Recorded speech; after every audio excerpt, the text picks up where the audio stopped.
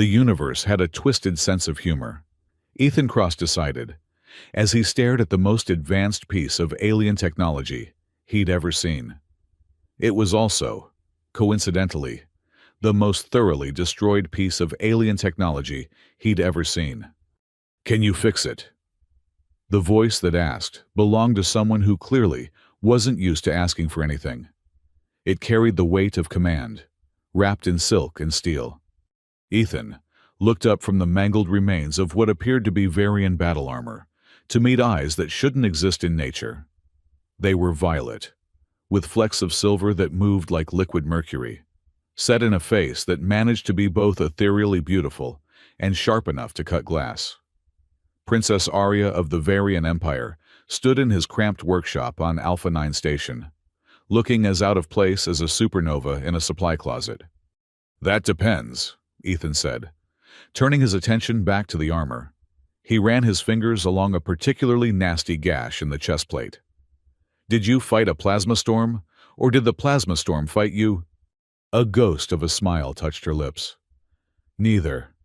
I had a disagreement with a Draconis patrol ship." "A disagreement?"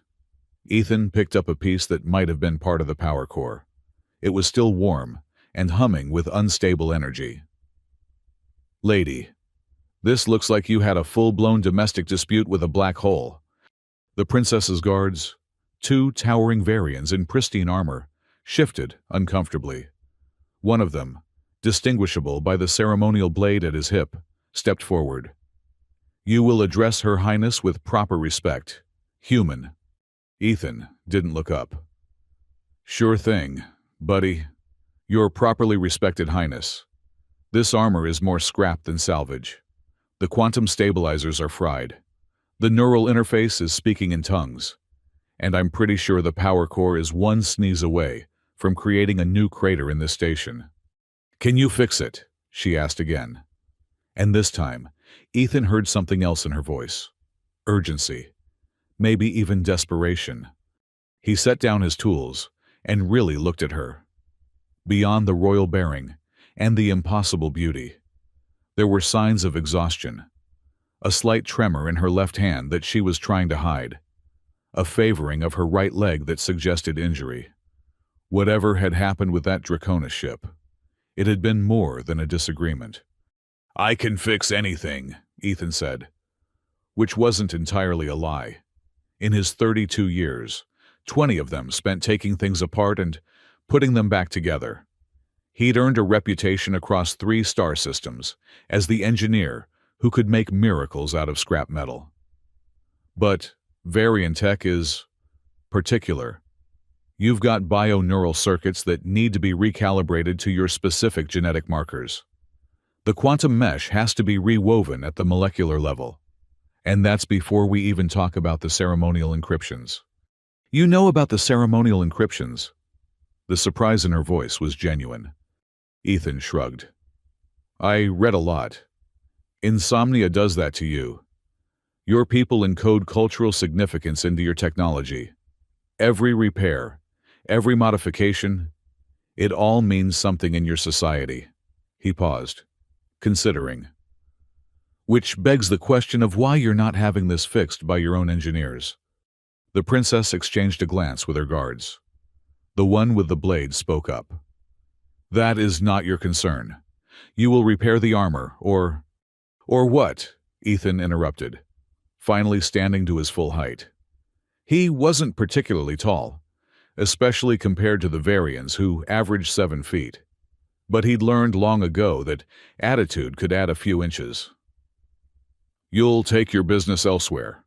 Good luck finding another engineer on this station who even knows what a quantum stabilizer looks like, let alone how to fix one that's been through whatever cosmic blender you ran into." The workshop fell silent except for the hum of machinery and the distant thrum of the station's life support systems. Ethan had named most of the machines. The fabricator in the corner was Betty, the diagnostic array was Alfred, and the temperamental welding unit was definitely a Gerald. They were better conversationalists than most sentients he'd met. 3 days, the princess said suddenly. "I need it repaired in 3 days." 3 days. Ethan laughed. But it wasn't a happy sound. Your Highness, it would take 3 days just to source the materials I'd need. Varian quantum mesh doesn't exactly grow on trees. And the bio-neural conductors, I'll provide everything you need. She gestured to one of her guards, who produced a credit chip that probably contained more money than Ethan had seen in his lifetime. Whatever the cost. Ethan stared at the chip, then at the armor, then at the princess. His workshop was a mess of half-finished projects and salvaged parts. The rent was overdue. His last meal had been a protein bar that claimed to taste like chicken, but lied. The smart move would be to take the money and run. But there was something else here. Something in the way she held herself, like she was carrying the weight of more than just a damaged armor. Something in the way her guards kept checking the door, as if expecting trouble to walk through at any moment. "All right," he said, picking up the chess piece again. "But I work alone. No guards breathing down my neck, no supervision. You want this done right and done fast? I need space to work." The guard with the blade stepped forward again. "Absolutely not. Her Highness cannot be left." "I accept your terms," Princess Arya interrupted. She moved closer to Ethan, close enough that he could smell something like ozone and starlight. "But know this, Ethan Cross. This armor is more than technology. It carries the honor of my house, the legacy of my bloodline.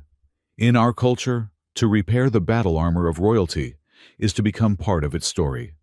"Dramatic much," Ethan muttered, but he was already mentally cataloging what he'd need. "Fine, but I'm going to need your genetic sample for the bio-neural calibration. Just a drop of blood should do it." She extended her hand without hesitation. Ethan pulled out a medical sampler, a device no bigger than a pen, and pressed it against her finger. A tiny prick, a single drop of violet blood that seemed to shimmer with its own light. And it was done. What Ethan didn't know, what no human could have known, was that in Varian culture, the act of willingly giving blood for armor repair carried a significance that went far beyond mere technical necessity. The guards exchanged shocked looks behind their helmets. 3 days, the princess repeated, turning to leave. "I'll send the materials within the hour." "Wait," Ethan called after her. "How do I contact you when it's done?" She paused at the door. "I'll know." And then she was gone, leaving Ethan alone with the destroyed armor and the distinct feeling that he'd just agreed to something far more complicated than a simple repair job. He turned to the armor and sighed. "Well, beautiful. Looks like it's just you and me. Let's see what secrets you're hiding." The chest piece seemed to hum in response, and Ethan could have sworn the damaged neural circuits flickered in a pattern that almost looked like acknowledgement. He'd been working with machines too long. They were starting to talk back. The materials arrived exactly an hour later, delivered by a courier who looked nervous enough to spontaneously combust. 12 crates of Varian quantum mesh, bio-neural conductors still pulsing with synthetic life, and tools that Ethan had only seen in technical manuals. It was a fortune in technology, delivered to a cramped workshop on a backwater station. "No pressure," Ethan muttered, pulling on his work gloves. "Just rebuilding armor for alien royalty with tech that could probably buy a small moon.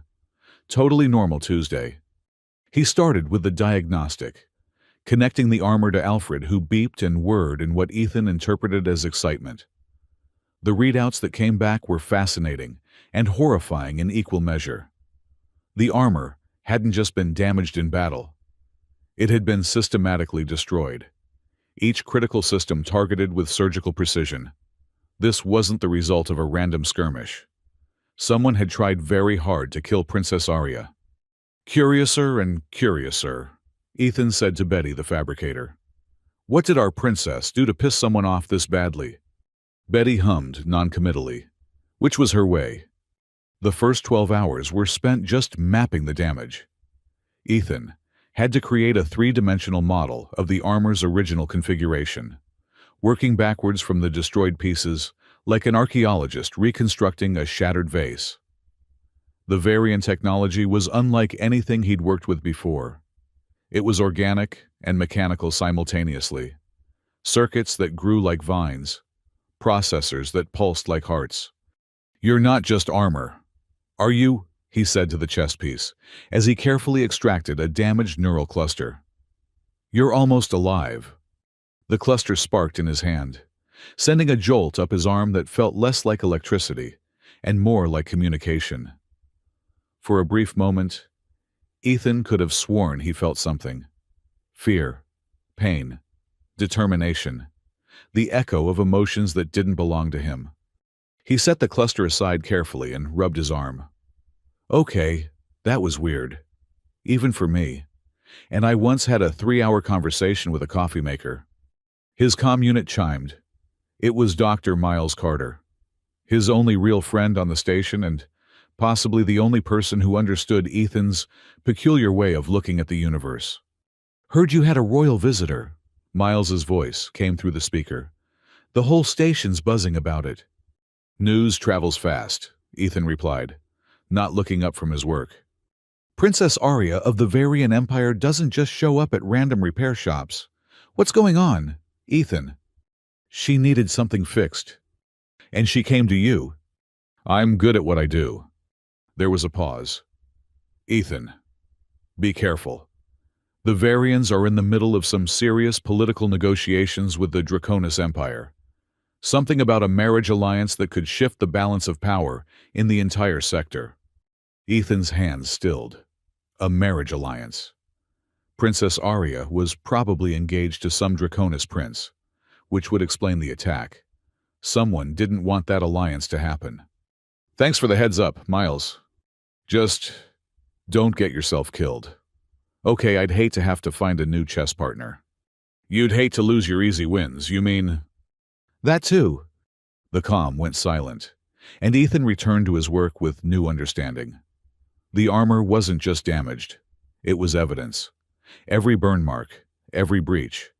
They all told a story of betrayal and survival. By the 36th hour, Ethan had rebuilt the power core, a feat that required him to essentially perform surgery on technology that was part biological.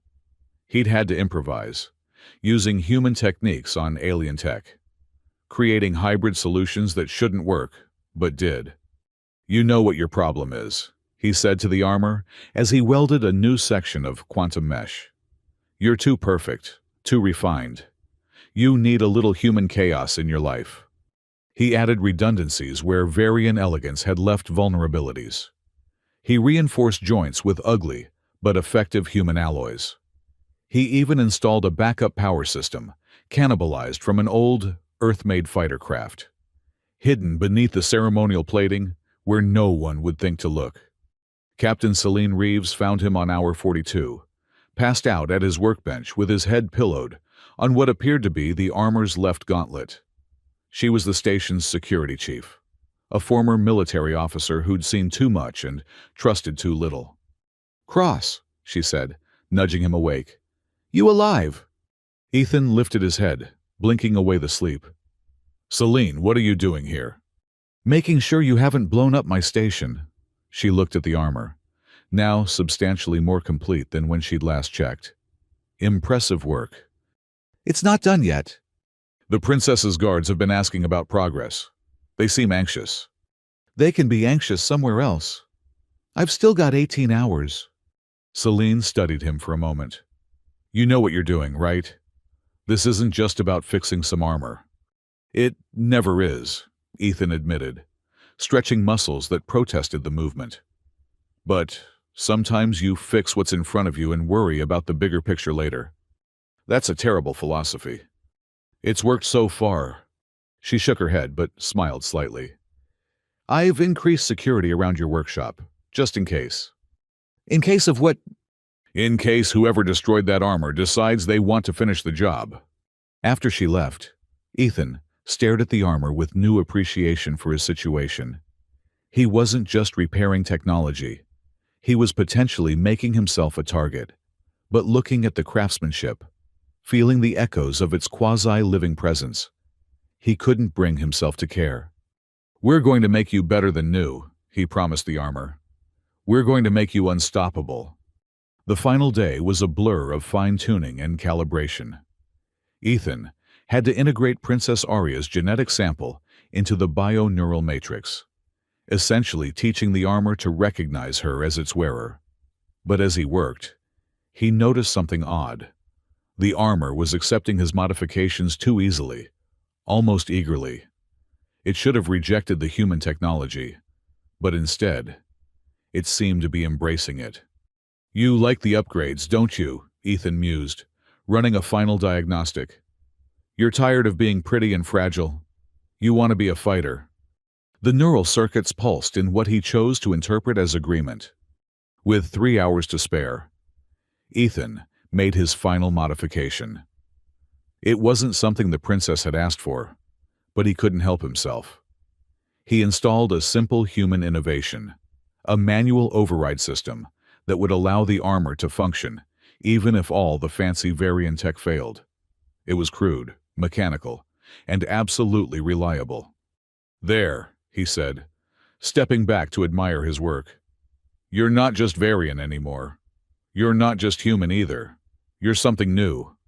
The armor stood complete in his workshop, gleaming with an inner light that seemed almost conscious. The damage was gone, replaced by seamless repairs that somehow made it look even more formidable than before. The ceremonial etchings flowed around his modifications, incorporating them into the design as if they'd always been meant to be there. Ethan was exhausted, running on stim pills and stubbornness, but he felt a surge of pride looking at what he'd accomplished. He'd taken something broken and not just fixed it, but transformed it. His comm unit chimed, a simple message: "She's coming." 5 minutes later, Princess Arya walked through his door, and Ethan's first thought was that she looked different, more focused, more dangerous.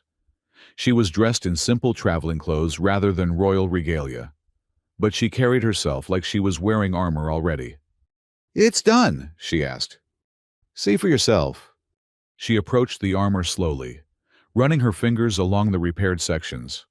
Where she touched, the neural circuits lit up, recognizing her immediately. Her expression was unreadable as she examined his work, noting the changes, the improvements, the human touches he'd added. "You've done more than repair it," she said finally. "I fixed what was broken and reinforced what was weak. If someone tries to destroy this armor again, they're going to have a much harder time." She turned to him, those violet eyes studying his face. "The ceremonial encryptions.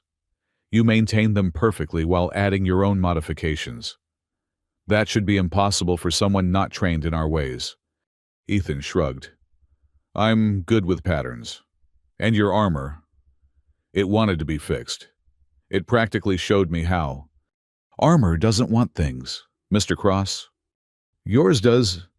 They stood there for a moment, engineer and princess, separated by species and status, but connected by the rebuilt armor between them. Then, Princess Arya did something unexpected. She began to put it on. The armor came alive as she donned it, each piece connecting seamlessly, the neural interfaces syncing with her physiology. But, as the final piece, the helmet, locked into place, something extraordinary happened. The armor flared with light, brighter than anything Ethan had seen. And when it faded, intricate new patterns had appeared across its surface. Patterns that incorporated both Varian and human design elements. The princess removed the helmet, her expression one of shock. "Do you know what you've done?" "Fixed your armor. You've performed the bonding ritual." Her voice was barely above a whisper. "When you repaired this armor with your own hands, when you integrated your technology with ours, when I gave you my blood, and you gave the armor your essence, in Varian law, in our oldest traditions, you've just..." She trailed off, and Ethan felt a chill run down his spine. "I've just what..." Before she could answer, Her guards burst through the door, weapons drawn. But they weren't aiming at any external threat. They were aiming at Ethan. "Your Highness," the guard with the blade said, his voice tight with disbelief. "The armor bears the mark of bonding. This human, he is now your—" "Consort," Princess Arya finished, her eyes never leaving Ethan's face. "According to law that predates our spacefaring age, Ethan Cross is now my bonded consort." Ethan's brain, which had been running on fumes and stimulants, tried to process this information and failed spectacularly. "I'm your what now?" "Consort, partner, mate." Each word fell like a stone into still water. "In repairing my armor, you've completed a ritual that binds us together in the eyes of my people. A ritual that cannot be undone." The workshop, which had always felt small, suddenly felt infinitesimally tiny. Ethan looked at the armor, gleaming with its new hybrid patterns. Then at the princess. Then at the guards who seemed to be having difficulty deciding whether to arrest him or bow to him. "So," Ethan said, his voice remarkably steady for someone whose life had just taken a turn for the surreal. "When you asked me to fix your gear—" "I didn't know," Arya said quickly. "I swear by the stars. I didn't know this would happen. The bonding ritual hasn't been performed in 3 centuries. I thought it was just legend." "But the armor recognized it," the guard said, lowering his weapon slightly. "The marks are unmistakable. The merger of technologies, the willing exchange of essence, the acceptance of the armor itself. The ritual is complete and binding." Ethan sat down heavily on his workbench, his mind racing. He just wanted to fix something beautiful and broken. He just wanted to help. And now, apparently, he was married to alien royalty. "This is going to complicate things," Princess Arya said, and despite everything, there was a hint of amusement in her voice. "The Draconis Empire will not be pleased, Prince Kalen especially." "Prince Kalen?" Ethan asked, though he wasn't sure he wanted to know. "My former betrothed, the one whose ship gave my armor its recent modifications." "He attacked you." "He disagreed with my decision to end our engagement. Apparently, he disagreed rather violently." Ethan looked at the armor again, seeing the attack in a new light. "He tried to kill you because you broke up with him. The alliance between our empires was important to him. To many people." She moved closer to Ethan, her armor humming with power. "But I couldn't marry someone who sees other species as inferior, who believes humans especially are nothing but clever animals." "And now you're bonded to one of those clever animals," Ethan pointed out. "The universe does enjoy its ironies." She extended her hand to him. "Ethan Cross, whether we planned it or not, we are now bound by laws older than either of our civilizations. I cannot promise you an easy life. In fact, I can guarantee it will be complicated, dangerous, and probably shortened considerably once Kalen learns of this. But I can promise you this. I will honor the bond the armor has recognized, if you'll have me." Ethan stared at her hand, then at her face. 3 days ago, his biggest concern had been making rent. Now he was apparently consort to an alien princess, with a vengeful ex-fiancé who commanded a fleet. He thought about his quiet workshop, his simple life, his machines that he talked to because they never talked back. Then he looked at the armor he'd rebuilt, gleaming with possibility, and the princess who'd trusted him with her life, without even knowing his name. "Well," Ethan said, taking her hand and feeling the armor's energy pulse through both of them. "I've made worse decisions. Probably. Maybe. Actually, no. This is definitely the craziest thing I've ever done." Arya smiled, and it transformed her face from coldly beautiful to something warm and real. "Welcome to Varian nobility, Consort Cross.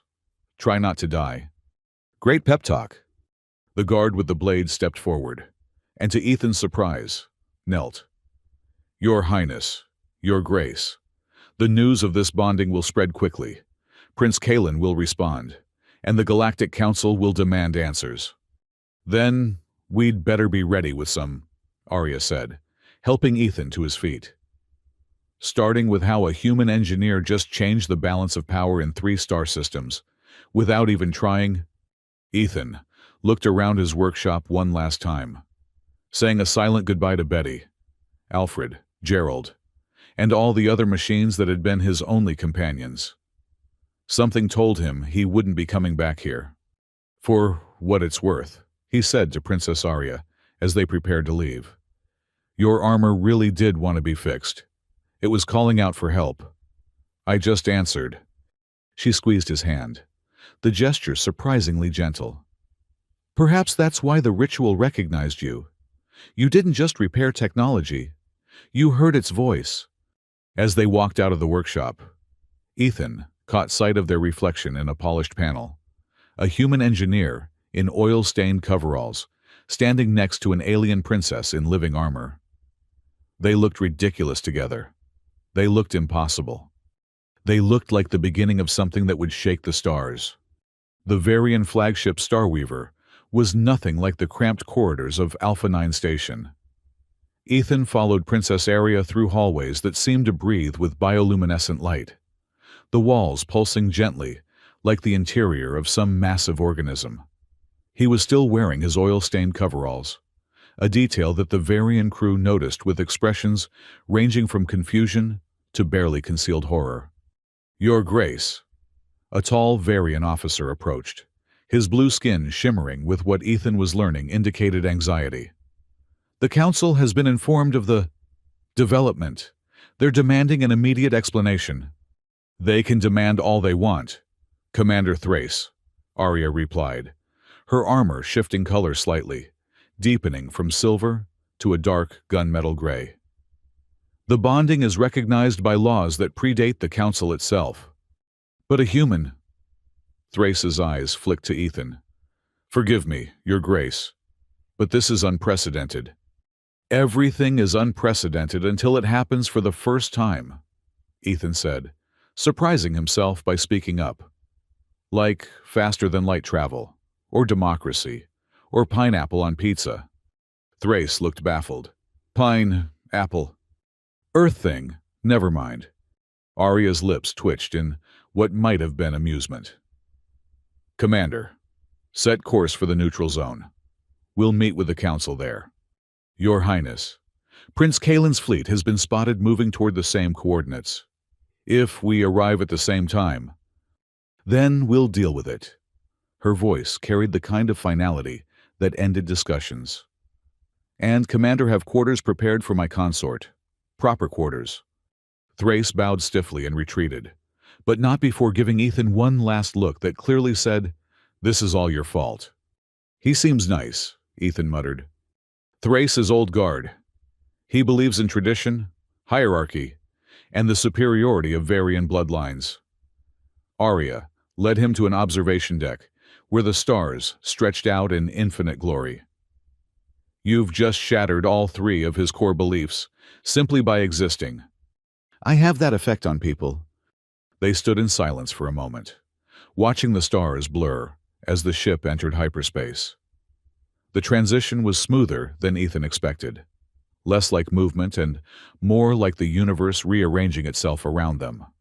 You should know what you've gotten yourself into, Arya said finally. The political situation is more complex than just a broken engagement. I figured as much when your ex tried to turn you into space dust. She touched a panel on the wall, and a holographic display materialized between them. Star systems appeared, color-coded, and connected by glowing lines that Ethan recognized as trade routes and political alliances.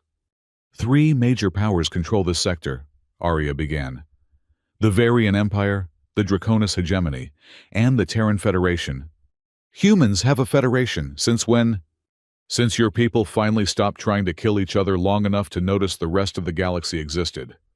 About 60 years ago. That sounds about right. Arya manipulated the display, highlighting specific systems. The balance has been maintained through careful alliances and marriages.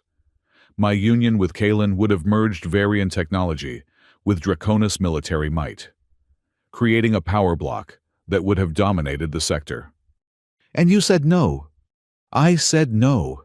She turned to face him, and in the starlight, her violet eyes seemed to glow.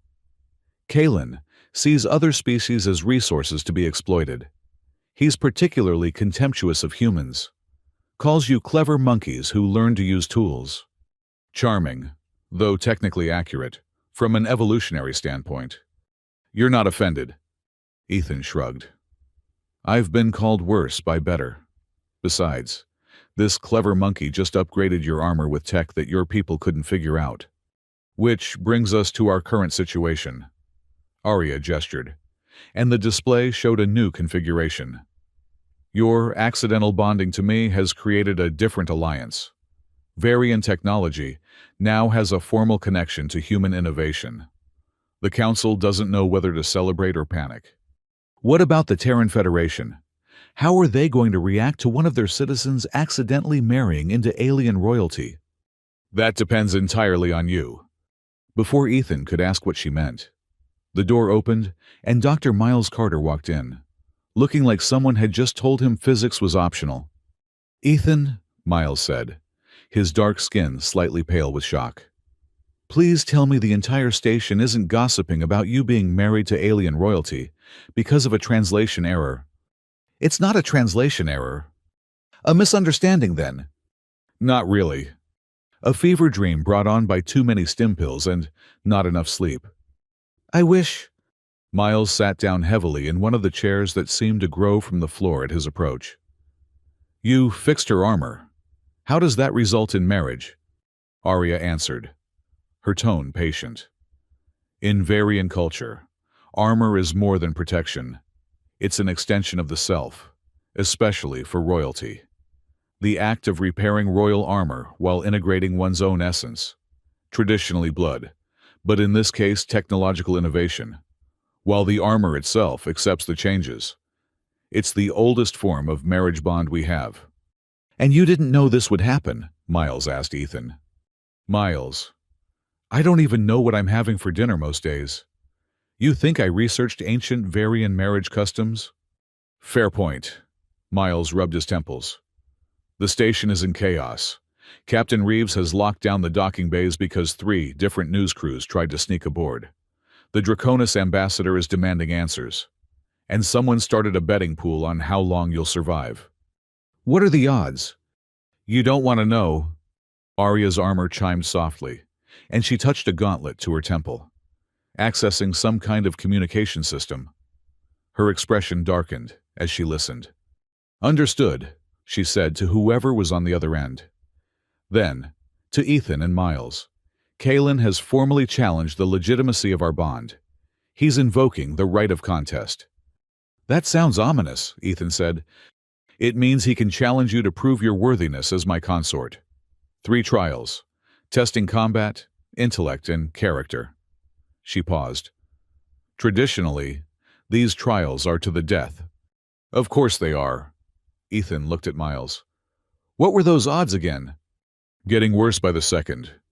A new figure entered the observation deck, and Ethan immediately recognized Captain Celine Reeves, though she looked different in full military dress uniform rather than her station security gear. She nodded to Arya with crisp respect. Your Highness, Captain Celine Reeves, Terran Federation Navy, officially detached to serve as liaison for this situation. The Federation sent you? Ethan asked. The Federation sent me to make sure their newest diplomatic asset doesn't get himself killed before they can figure out how to use this to their advantage. Celine's expression was all business. Congratulations, Cross. You're now the highest-ranking human in alien nobility. The politicians back home are having seizures trying to figure out if this is the best or worst thing that's ever happened to human-alien relations. No pressure, Ethan muttered. The right of contest, Celine continued, is recognized by all 3 major powers. If you refuse, the bond is considered invalid. if you accept and lose. Death, Arya said simply. Kalen will kill him and claim me as Victor's right. Can't you just say no to that too? Ethan asked. Not if he wins legitimately. The old laws are very clear. Arya's armor shifted colors again, this time to a deep crimson that Ethan was starting to recognize as anger. Kalen knows I won't let you die for my choices. He's counting on me surrendering the bond to save your life. Except that's not going to happen, Ethan said, standing up. Everyone looked at him in surprise. I accept the challenge. Ethan, Miles started. You're an engineer, not a warrior. Kalen has been training in combat since he could walk. Then I'll have to be clever about it. He turned to Arya. The trials test combat, intellect, and character, right? They don't specify it has to be traditional combat. A slow smile spread across Arya's face. No, they don't. Then we have work to do. Ethan looked at his assembled unlikely advisors, an alien princess, a psychologist, and a military captain. Kalen expects me to fight like a Draconis, think like a Varian, and act like a traditional nobility. But I'm human. We don't do anything the traditional way. The council meeting is in 3 days, Arya warned. That's when Kalen will formally issue the challenge. 3 days to figure out how to outsmart, outfight, and outmaneuver someone who's been preparing for this his whole life. Ethan grinned. I've worked with worse deadlines. Over the next several hours, they developed something resembling a plan. Miles dove into psychological profiles of Kalen, looking for weaknesses and patterns. Celine pulled every military record she could find on Draconis combat techniques. Arya provided cultural context and political intelligence. And Ethan did what he did best. He started taking things apart and putting them back together in ways they were never meant to go. Kalen's greatest strength is also his weakness, Miles explained, projecting psychological data onto the holographic display. He's a perfectionist. Everything has to follow the proper forms, the traditional methods. He can't adapt when things don't go according to plan. Meanwhile, Ethan's entire life is things not going according to plan, Celine added. That could be an advantage. Ethan was barely listening. Focused instead on the suit of practice armor Arya had provided. He was modifying it, adding human tech in ways that shouldn't work but did. A kinetic redistribution system here, an electromagnetic pulse generator there, and something he was particularly proud of, a chameleon circuit that would make the armor appear damaged when it wasn't. You're going to cheat, Arya observed, watching him work. I'm going to innovate, Ethan corrected. There's a difference. Not to Kalen, there isn't. Then that's his problem. As he worked, Ethan found himself thinking about the armor he'd repaired for Arya. The way it had seemed almost alive, responsive to his touch. He'd felt something similar with his practice armor, a kind of resonance that went beyond mere technology. Your armor, he said to Arya, it's not just biomechanical, is it? It's something more. She hesitated, then nodded. Varian armor bonds with its wearer on a quantum level. It becomes part of them, sharing thoughts, reactions, even emotions. That's why the bonding ritual is so significant. You didn't just repair my armor. You touched the part of me that lives within it. And it accepted me. It did more than accept you. It welcomed you. She moved closer, studying his modifications. These changes you're making, they're not random, are they? You can feel what the armor needs. It's like... Ethan struggled to find the words. Like listening to music and knowing what note comes next, even if you've never heard the song before. That's the resonance. It usually takes years of training to develop, if it develops at all. She touched one of his modifications, and the armor responded with a pulse of light. You have it naturally. Great. I'm a technological empath. That'll look good on my resume. The ship shuddered slightly, dropping out of hyperspace. Through the observation windows, Ethan could see they'd arrived at the neutral zone, a section of space that belonged to no one and everyone simultaneously. 3 massive station complexes floated in the void, connected by streams of shuttle traffic. "The council chambers," Arya explained. "And look." She pointed to another fleet dropping out of hyperspace on the opposite side of the zone. The ships were different from the organic curves of Varian vessels, all sharp angles and aggressive lines that screamed predator. "Kalen," Ethan said. "With the entire Fifth Fleet." Arya's expression was grim. "He's not taking any chances." "Neither are we," Celine said, checking her tactical display. "The Federation has 2 carriers standing by, and I count at least a dozen Varian warships." "All for little old me," Ethan tried for humor, but it fell flat. "All for what you represent," Arya corrected. "A human-Varian alliance that bypasses traditional power structures. Some see it as the future. Others see it as a threat to everything they've built." A communication request came through, and Arya accepted it.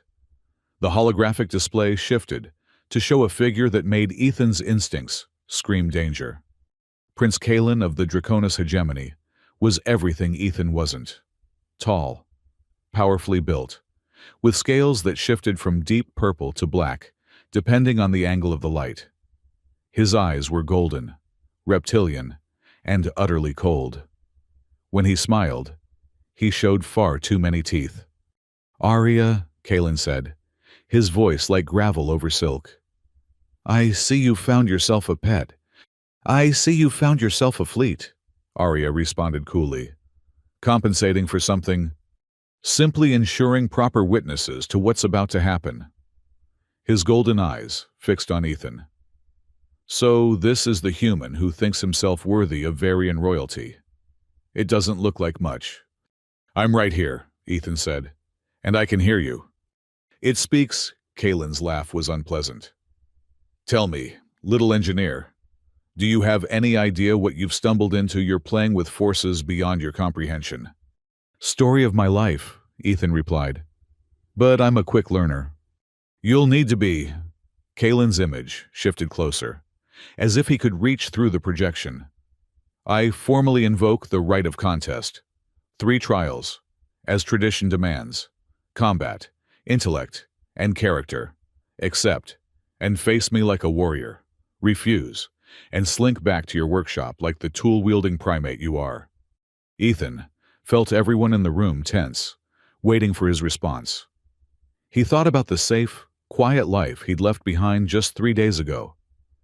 He thought about the armor that had sung under his hands, the princess who'd trusted him with her secrets, and the vast political game he'd stumbled into. "I accept," he said, his voice steady. "But I have conditions."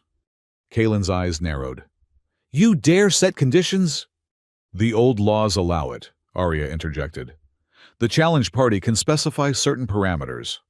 "Fine," Kalen spat. "Name your conditions." "First, the trials take place on neutral ground, observed by representatives from all 3 major powers. Second, each trial is judged by a panel, not just by survival. Third, the combat trial allows for any technology or technique, not just traditional weapons. Trying to stack the deck in your favor, human. Just leveling the playing field. Unless you're afraid of a little innovation." Kalen's scales darkened to almost black. "I accept your conditions. We begin tomorrow. Try not to die too quickly. I want Arya to watch you fail slowly." The transmission cut off, leaving them in silence. "Well," Miles said after a moment, "he seems pleasant." "I've made him angry," Ethan observed. "That's good." "How is that good?" Celine demanded. "Angry people make mistakes, and mistakes are just opportunities wearing disguise." Arya stood, her armor flowing into a different configuration. More formal, more regal. "The council will want to meet you before the trials. They'll try to intimidate you, convince you to withdraw." "Let them try." She smiled then, a real smile that transformed her face. "You're either very brave or very stupid."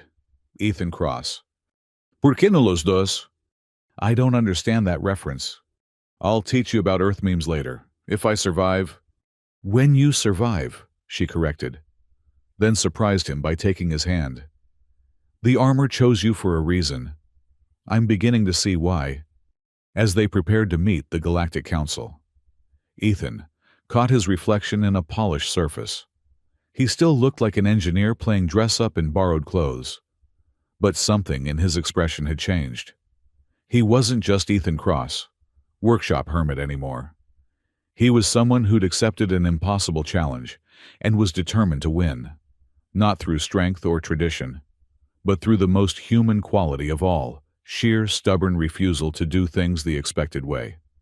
The council chambers were a study in intimidation architecture, massive columns that seemed to stretch into infinity, lighting that made everyone look slightly ominous, and a semicircular arrangement of seats that put whoever stood in the center at the focus of dozens of alien stares.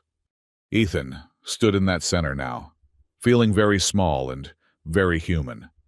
The council represented every major and minor power in the sector. He recognized the Varian contingent by their bioluminescent skin and flowing robes. The Draconis delegation looked like they'd stepped out of a predator's nightmare. The human representatives seemed almost plain by comparison, though Ethan noticed they were watching everything with sharp, calculating eyes. "Ethan Cross of Earth," a voice boomed from the central seat. The speaker was something Ethan couldn't quite classify, with too many eyes and not enough symmetry. "You stand accused of disrupting centuries of careful political balance through ignorance and accident. How do you plead?" "Is oops a valid legal defense?" Ethan asked. Several gasps echoed through the chamber. Apparently, humor wasn't appreciated in council proceedings. "You dare mock these proceedings?" Another voice, this one from the Draconis section. "I dare point out the absurdity," Ethan replied, finding his courage. "I fixed a suit of armor. I didn't know it would result in marriage, but now that it has, I'm not going to run from it. The bond is recognized by your own laws. Laws that, if I understand correctly, supersede any political arrangements made after them." "The human speaks truth," one of the Varian counselors admitted reluctantly. "The bonding ritual is sacred. To deny it would be to deny our oldest traditions.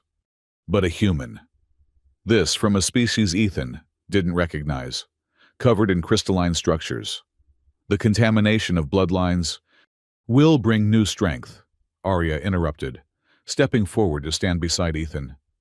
"Our civilizations have grown stagnant, hiding behind tradition and old alliances. Perhaps it's time for something new." "Pretty words," Kalen's voice cut through the chamber as he entered, fully armored and radiating menace. "But words won't save your pet in the trials." "Then it's fortunate I don't need saving," Ethan said, meeting those golden eyes without flinching. The tension in the chamber ratcheted up several notches. 2 armed guards from each delegation stood ready, hands on weapons, waiting for violence to erupt. "Enough," the central counselor declared. "The right of contest has been invoked and accepted. The trials will commence tomorrow. Combat at dawn, intellect at midday, character at dusk. May the stars witness and judge fairly." As the council dispersed, Ethan found himself surrounded by his impromptu support team. "That went well," he said. "You insulted half the galaxy's power structure," Celine pointed out. "Only half. I'll try harder tomorrow." Miles was studying his datapad intently. "I've been analyzing the trial parameters. The combat trial is straightforward enough, but the intellect and character trials could be anything. Kalen gets to design one, you get to design one, and the council designs the third. Let me guess which one Kalen picked." "Combat," everyone said simultaneously. "Right. So I need to design a trial that plays to my strengths while being fair enough that the council can't object." Ethan thought for a moment. What if we make it about problem-solving real-world scenarios that require innovative thinking rather than just knowledge? "That could work," Arya agreed. "And for the character trial?" "The council will probably go traditional," Miles suggested. Some kind of moral dilemma or test of leadership. Great. So I just need to survive combat with a trained killer, outsmart a strategic genius, and prove I have the moral fiber of a saint. Ethan laughed, but it had an edge to it. No pressure. That night, in quarters that were far too luxurious for someone used to sleeping on a cot in his workshop, Ethan couldn't sleep. He stood at the window, watching the stars and the distant lights of Kalen's fleet. A soft chime announced a visitor, and he wasn't surprised when Arya entered. She'd changed out of her armor into something softer, more casual, though she still looked every inch the princess. "Can't sleep either," he asked. "I keep thinking about what you've been pulled into. This isn't your fight." "It became my fight the moment I picked up that first piece of your armor." He turned to face her. "Can I ask you something? Why did you really come to my workshop? There had to be other engineers, probably better qualified ones." She was quiet for a moment, then moved to stand beside him at the window. "I'd heard about you. The human who could fix anything, who talked to machines like they were alive. Some of my people laughed about it, but I was intrigued. When Kalen attacked and my armor was damaged, I could have gone to any variant facility, but something, call it instinct, led me to you. And now we're accidentally married." "Now we're accidentally married," she agreed, and surprised him by laughing. "My mother would be horrified. She had 17 potential suitors lined up for me." 17, that seems excessive." "Welcome to royal life.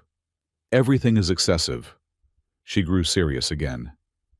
"Ethan, tomorrow Kalen will try to kill you. He's faster, stronger, and has every advantage.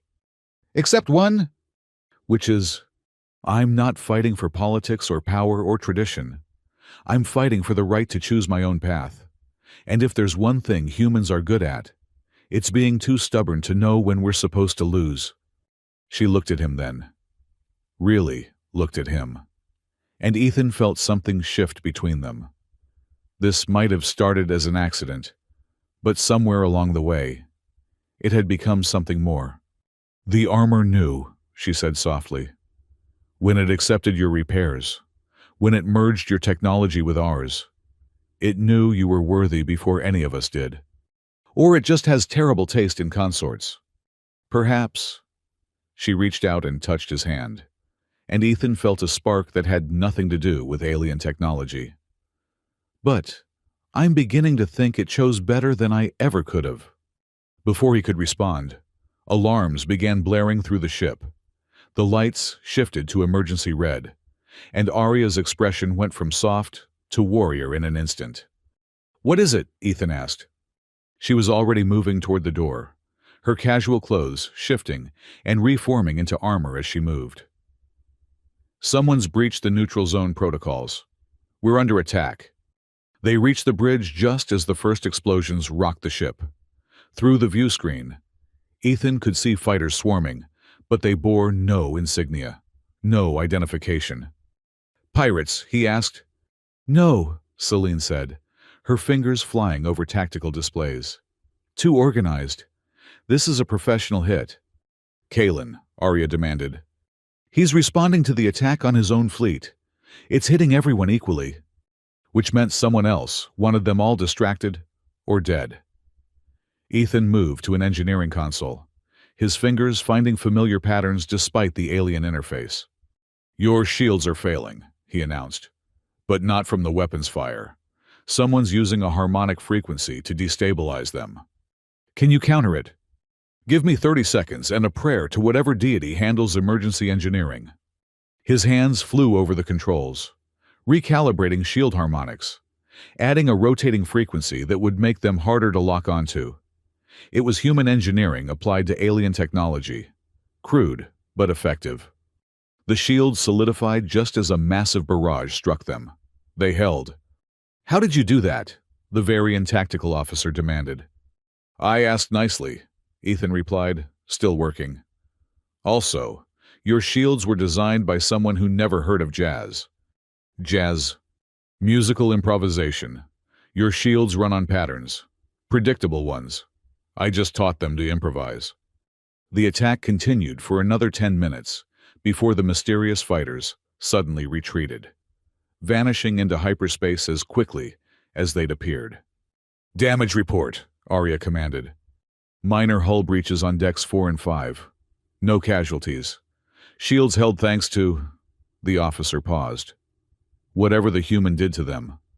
The human has a name, Ethan muttered, but he was studying the sensor logs. This wasn't random. They were testing response times, looking for weaknesses. For the trials, Celine suggested. Or for something else. Ethan pulled up the attack patterns. Look at this. They hit the Varian flagship, Kalen's command ship, and the human diplomatic vessel. The 3 key players in tomorrow's trials. Someone doesn't want the trials to happen, Arya concluded. Or they want them to happen differently, Miles said, joining them on the bridge. If key participants were injured or killed tonight, the whole political situation would shift. But who benefits from that? Ethan asked. Before anyone could answer, another alarm sounded. This time, it was a communication request from Kalen's ship. His holographic image appeared, and for once, he didn't look arrogant. He looked angry, and, unless Ethan was mistaken, worried. I assume you were hit as well, he said without preamble. We were, Arya confirmed. Damage. Minimal, but disturbing. Someone knew exactly where to strike for maximum psychological impact. His golden eyes fixed on Ethan. This concerns the trials. You think someone's trying to stop them? Or ensure a particular outcome? Kalen's image flickered slightly. I propose a temporary ceasefire. Until we know who's behind this, we focus on the threat, not each other. The great Prince Kalen asking for a truce. Arya's tone was skeptical. I'm being practical. Someone wants to manipulate these trials. I won't have my victory tainted by outside interference. Confident, aren't you? Ethan said. I have reason to be, but I want to win fairly, human. When I defeat you, there will be no question of legitimacy. Big if they're scales. Kalen actually smiled, showing those too many teeth again. Tomorrow, little engineer, tomorrow we settle this properly. The transmission ended, leaving them with more questions than answers. He's right about one thing, Celine said. Someone's playing a deeper game here. Then we'd better make sure we're not the pieces, Ethan replied, his mind already racing through possibilities. As the ship settled back into normal operations, Ethan realized that tomorrow's trials had just become about more than just his survival, or even his accidental marriage. They were now at the center of something larger, a conspiracy that reached across species and allegiances. No pressure, he muttered to himself again. But this time, there was steel in his voice. The chains of choice, as Arya had called them, were tightening. But Ethan had spent his whole life breaking things down and rebuilding them better. Tomorrow, he'd do the same thing to everyone's expectations, even if it killed him. Dawn in the neutral zone was an artificial construct, marked by the gradual brightening of the station's ambient lighting, rather than any actual sunrise. Ethan stood in the preparation chamber, watching as the modified armor assembled itself around him piece by piece. Each component hummed with barely contained energy. The human and Varian technologies he'd integrated, creating harmonics that shouldn't exist. Remember, Captain Celine Reeves said, checking her tactical display for the 100th time. Kalen will expect you to fight defensively. He's trained his whole life for this. In his mind, you're prey. Good, Ethan replied, flexing his fingers in the gauntlets. The armor responded instantly, amplifying his movement with perfect precision. I've always wanted to disappoint royalty on a galactic stage. Dr. Miles Carter looked up from his datapad, his dark eyes serious behind his glasses. I've analyzed every combat record we could find on Kalen. He has 13 preferred attack patterns. But when he's emotional, he defaults to 3 specific combinations. Make him angry enough, and he becomes predictable. Make the unstoppable killing machine angry. Got it. What could possibly go wrong? Princess Arya entered the chamber, her own armor gleaming in full, ceremonial configuration. She'd added something new. Ethan noticed small human design elements integrated into the Varian patterns, a public declaration of their bond. "The arena is ready," she announced. "The council has chosen the sphere of judgment." "That sounds ominous," Ethan said. "It's a zero-gravity combat environment with shifting geometric platforms. The geography changes every 30 seconds, based on algorithmic patterns that I can predict and manipulate if I can access the control frequencies." Ethan finished, his engineer's mind already working through possibilities. Arya smiled. "Exactly what I was thinking." A chime echoed through the station, the formal summons to combat. Ethan took a deep breath, feeling the armor's bio-neural circuits sync with his nervous system. It was still alien technology, but now it carried echoes of humanity in its core, a hybrid creation that belonged fully to neither species and somehow to both. The walk to the arena felt both endless and far too short. Crowds had gathered, representatives from dozens of species come to witness this unprecedented event. Ethan caught glimpses of the betting boards and wasn't surprised to see his odds of survival hovering around 3%. 3%, he muttered. "That's insulting. I've fixed coffee makers with worse odds than that." The arena itself was a massive sphere of transparent aluminum, currently configured with floating platforms arranged in a complex three-dimensional maze. Gravity generators at various points created pockets of conflicting forces, making movement unpredictable for anyone who couldn't calculate vectors on the fly. Kalen was already there, his Draconis armor a work of lethal art.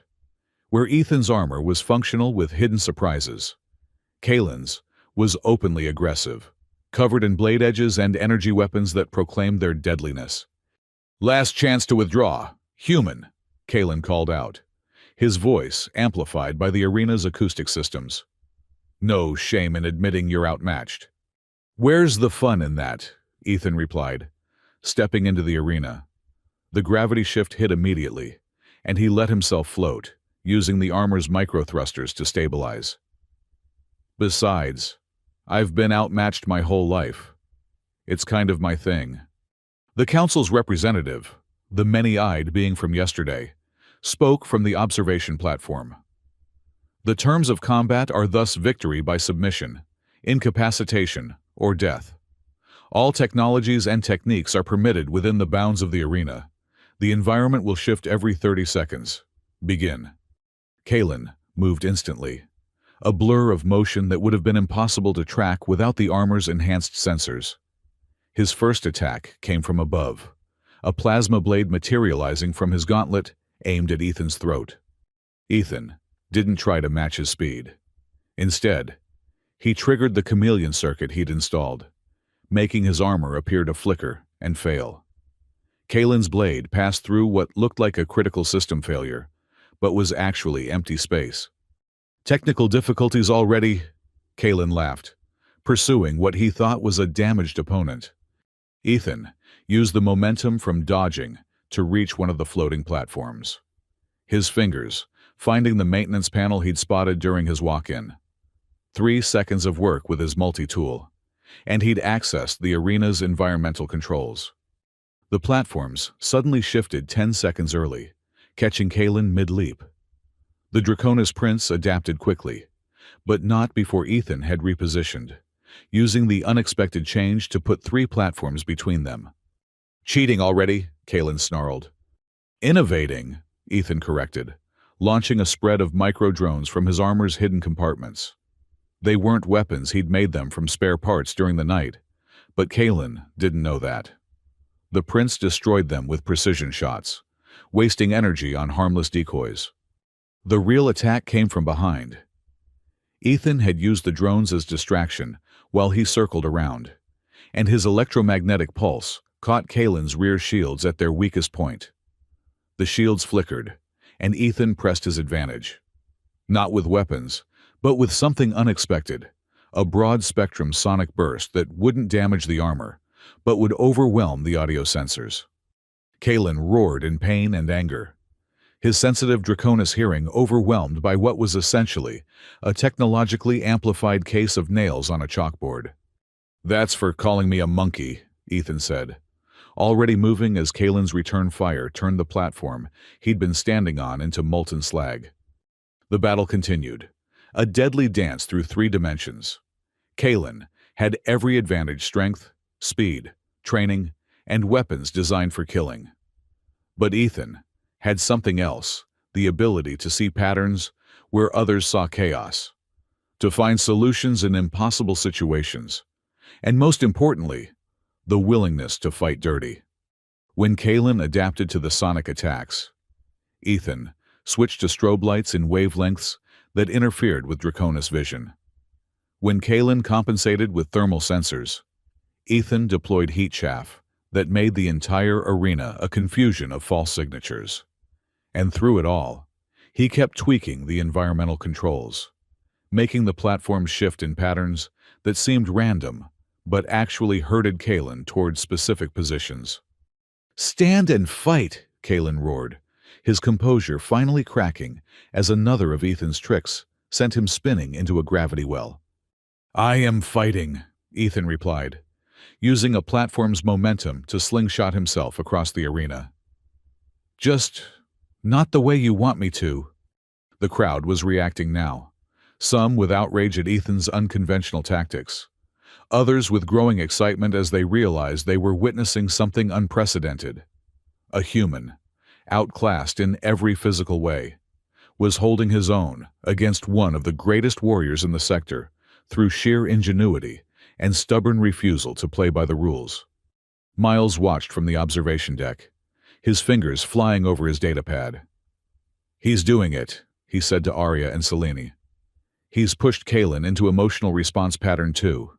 3 more minutes and he'll default to his most predictable attack sequence." 3 minutes is a lifetime in that arena, Selene pointed out, watching as Kalen's latest barrage came within inches of vaporizing Ethan. Arya said nothing, her violet eyes tracking every movement. Her armor was responding to her emotional state, shifting through colors that indicated stress, hope, and something else: pride. In the arena, Ethan's luck was running out. He'd used most of his tricks, and Kalen was adapting faster than anticipated. The prince had figured out the pattern behind the platform changes and was using it against him, forcing Ethan into increasingly smaller spaces. "Nowhere left to run, little engineer," Kalen said, advancing with the confidence of a predator who'd finally cornered his prey. "Who's running?" Ethan asked, and triggered his final surprise. Throughout the battle, he'd been leaving behind tiny devices, barely visible specks that adhered to the platforms. Not weapons, not traps, but simple resonance generators. He activated them all at once, and suddenly, the entire arena was vibrating at a frequency that matched the harmonic signature of Kalen's armor. It was the same principle he'd used to protect the Varian ship's shields, but in reverse. Instead of strengthening, the resonance was interfering with Kalen's armor's bioneural connections. Not enough to shut it down, but enough to make every movement feel like moving through thick mud. Kalen stumbled, his perfect grace disrupted, and Ethan struck, not with energy weapons or plasma blades, but with something stupidly simple: a carbon fiber cable he'd integrated into his armor's left gauntlet. The cable wrapped around Kalen's legs, and Ethan used the prince's own momentum to send him spinning into a platform. Before Kalen could recover, Ethan was on him, not attacking but doing something far more devastating to the prince's pride. He was literally taking his armor apart. His fingers found access points and maintenance seals, his engineer's knowledge allowing him to disable weapon systems and power regulators with surgical precision. "What are you doing?" Kalen roared, trying to shake him off. But the resonance field was still active, making his movements sluggish. "My job," Ethan replied, removing a critical power coupling. I fix things. And sometimes, fixing things means taking them apart first. In less than 30 seconds, Ethan had reduced Kalen's state-of-the-art combat armor to an expensive, very heavy suit of metal that could barely move under its own power. The arena fell silent. Kalen lay there, unable to continue fighting but unharmed, his golden eyes wide with shock. Ethan stood over him, breathing hard, his armor scarred and damaged but functional. I believe the term is yield, Ethan said, offering his hand to help Kalen up. For a long moment, the Draconis prince stared at the offered hand. Then, to everyone's surprise, he laughed. It wasn't a pleasant sound, but there was genuine emotion in it. You didn't defeat me in combat, Kalen said. You defeated me with maintenance. Still counts. Kalen took his hand, allowing Ethan to help him to his feet. The human wins the combat trial, he announced, his voice carrying through the arena. Through methods that were unprecedented. The crowd erupted. Some were cheering, others arguing, but all were talking about what they'd just witnessed. A human had defeated one of the greatest Draconis warriors, not through strength or speed, but through creative problem-solving and engineering expertise. As they left the arena, Kalen, walking with as much dignity as his disabled armor would allow, he spoke quietly enough that only Ethan could hear. That wasn't luck or fluke. You studied me. You knew exactly what you were doing from the moment you entered that arena. Just like you knew exactly where to hit Arya's armor to cause maximum damage. Ethan replied equally quietly. Kalen's scales shifted color slightly, the Draconis equivalent of raising an eyebrow. Perhaps you're not the fool I took you for. The next trial won't be so easy. Looking forward to it. They parted ways at the preparation chambers, where Ethan was immediately surrounded by his support team. Miles was grinning like he'd won the lottery. Celine was already analyzing combat footage for future strategies. And Arya kissed him. It wasn't a long kiss, or particularly passionate, but it was public and deliberate, a statement to everyone watching that she approved of her accidental consort's performance. That was insane, she said when she pulled back. And brilliant, and completely insane. I prefer creatively strategic, Ethan replied, trying to ignore the way his heart was racing, which had nothing to do with the recent combat. You turned a deathmatch into a technical support ticket, Celine said, shaking her head in disbelief. I've seen a lot of combat in my time, but that was something new. The resonance trick was particularly clever, Miles added. How did you know it would work? I didn't, Ethan admitted, starting to remove his damaged armor. But I figured Kalen's armor would follow similar bioneural principles as Arya's, just with different frequencies. It was an educated guess. You based your survival on a guess? An educated guess. There's a difference. The armor came apart in sections, revealing extensive damage Ethan hadn't even been aware of during the fight. Several systems were running on backup power, and his left shoulder plate had a hole in it that had come within millimeters of puncturing through to flesh. We have 4 hours until the intellect trial, Arya said. All business now. Kalen chose combat, which means you get to design this one. Already done, Ethan said, pulling out a datapad he'd been working on during the night.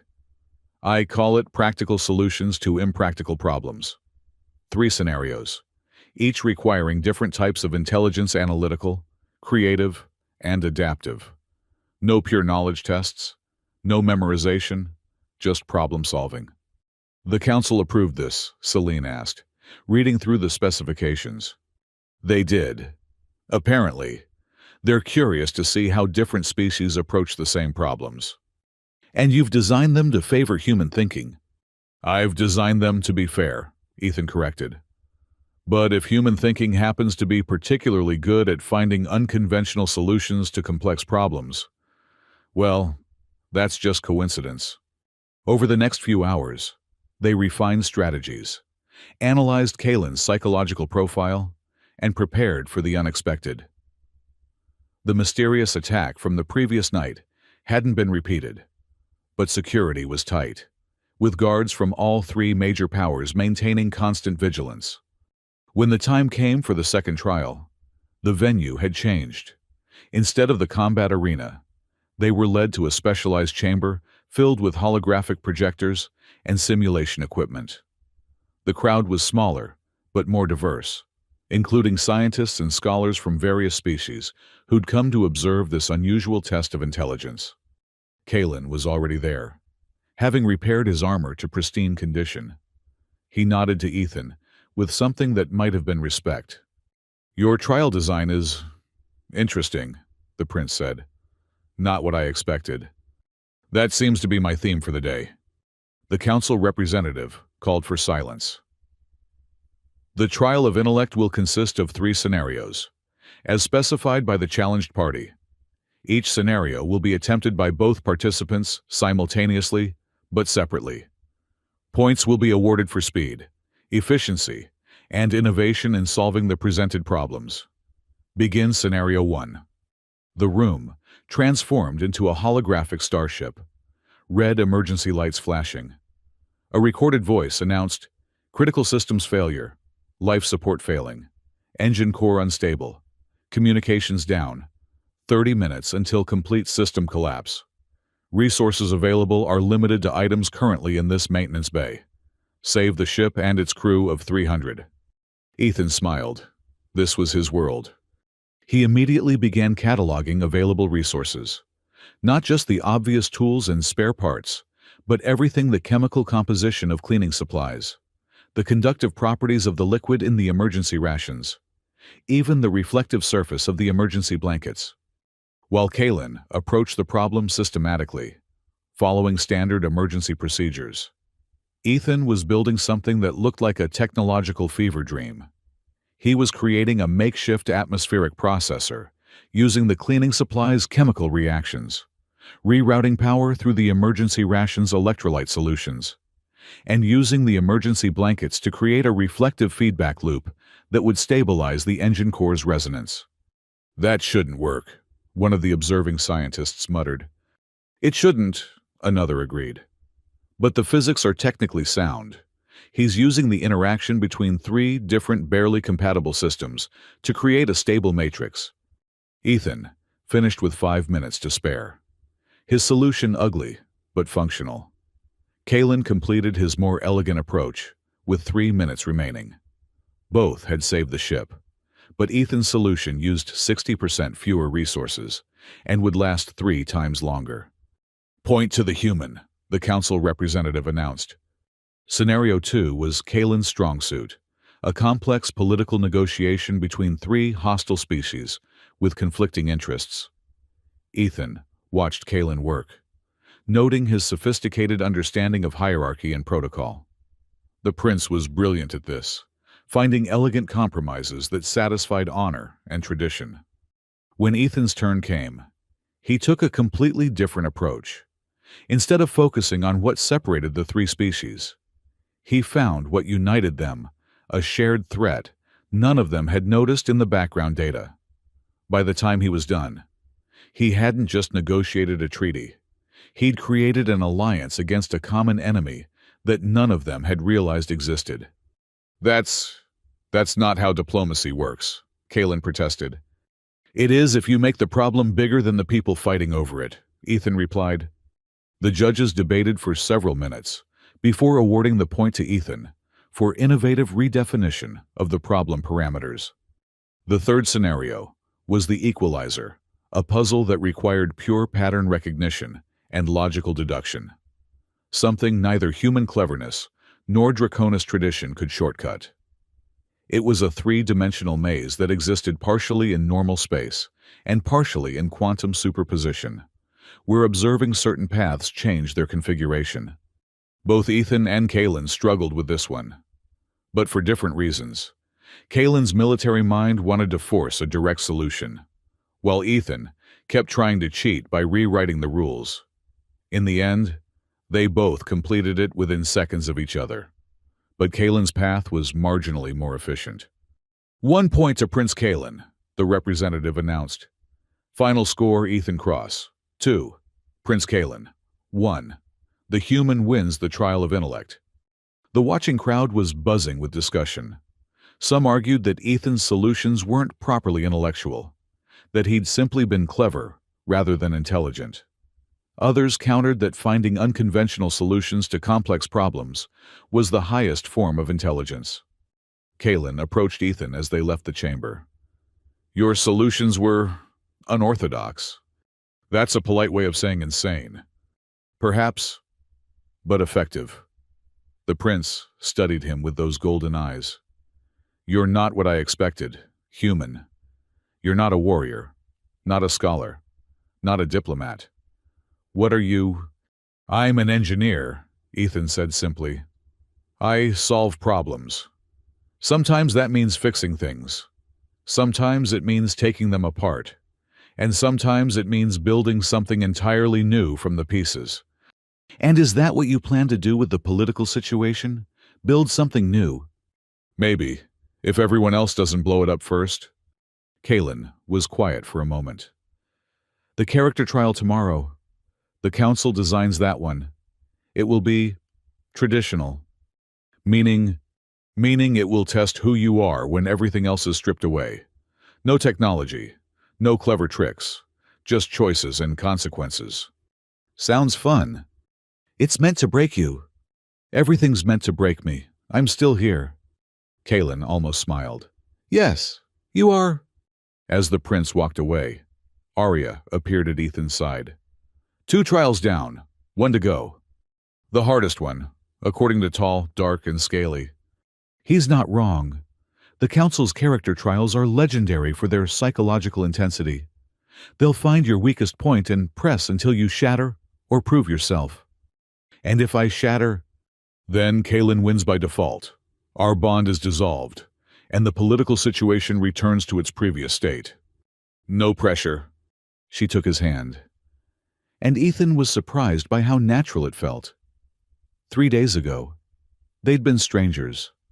Now, connected by accident and circumstance, they were something more.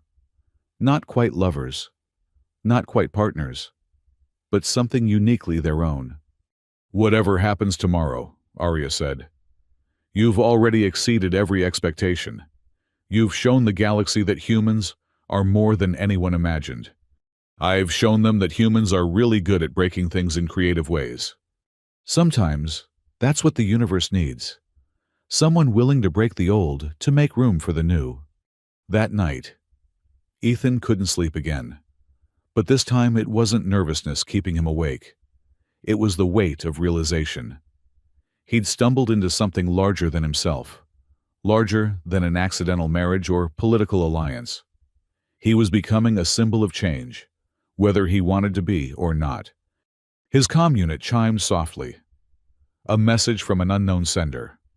The character trial has been compromised. Someone wants you to fail. Trust no one, not even your allies. The conspiracy runs deeper than you know. Ethan stared at the message, then deliberately deleted it. He'd come too far to start doubting the people who'd stood by him. If someone wanted him to fail, they'd have to do better than anonymous warnings. Tomorrow would bring the final trial, the one that would test not his skills or intelligence, but his very nature. And despite everything, Ethan found himself looking forward to it. After all, he'd spent his whole life being tested by circumstances beyond his control. What was one more impossible challenge? The stars continued their ancient dance outside his window, indifferent to the small drama playing out in their light. But Ethan had learned something in his years of fixing broken things. Sometimes the smallest gear could change the entire machine. Tomorrow, he'd find out if he was that gear, or just another broken piece waiting to be replaced. The character trial began not with fanfare, but with silence. Ethan stood in a plain white room. No armor, no tools, just himself in simple clothes. The council had been cryptic about what to expect, saying only that the trial would test the truth of his nature when all pretense is stripped away. "Welcome," Ethan Cross. A voice spoke directly into his mind, not through speakers, but somehow inside his consciousness. The trial of character begins now.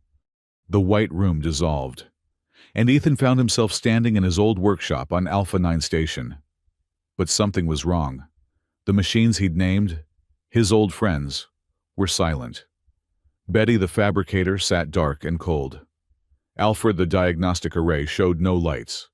Even Gerald the welding unit, temperamental as always, was completely dead. "Hello," Ethan called out, but his voice echoed strangely, as if the space was both infinite and claustrophobically small. A figure materialized from the shadows. It was himself, or rather, a version of himself. This Ethan wore an expensive suit, carried himself with arrogant confidence, and his eyes held none of the warmth of the original. "Look at you," the other Ethan said, his voice dripping with disdain. "The lonely engineer who talks to machines because real people are too complicated. You think you're special because you accidentally married into royalty. You're still the same pathetic loner who chose gears over people." "Nice to meet you too. Inner demon number 1, Ethan replied, trying to keep his voice steady. "Let me guess. You're here to make me confront my deepest fears and insecurities." "I am here to show you the truth," the other version said. And suddenly, the workshop was full of people. Everyone Ethan had ever disappointed, failed, or let down. Former clients whose equipment he couldn't save. Friends he'd drifted away from. Romantic partners who'd left because he paid more attention to his work than to them. "You're a failure at being human," they said in unison. "You hide behind technology because you're terrified of real connection." The words hit harder than any physical blow could have, because buried beneath the theatrical presentation was a grain of truth. Ethan had chosen machines over people, had found comfort in the predictable logic of technology rather than the messy complexity of relationships. But then, he thought about the past few days, about Arya trusting him with her life, about Miles helping him prepare for the trials, about Celine risking her career to support him, about even Kalen, his enemy, showing respect for his unconventional methods. "You're right," Ethan said to the assembled phantoms. "I did hide. I did choose the easy path of isolation, but that's not who I am anymore." The phantoms flickered but didn't disappear. Instead, the scene changed. Now he stood on the bridge of a massive warship. Through the view screen, he could see Earth burning, cities in flames, billions dying, and at the center of it all, a Varian fleet led by a familiar figure in armor. Arya turned to face him, her violet eyes cold and calculating. "Did you really think I cared about you?"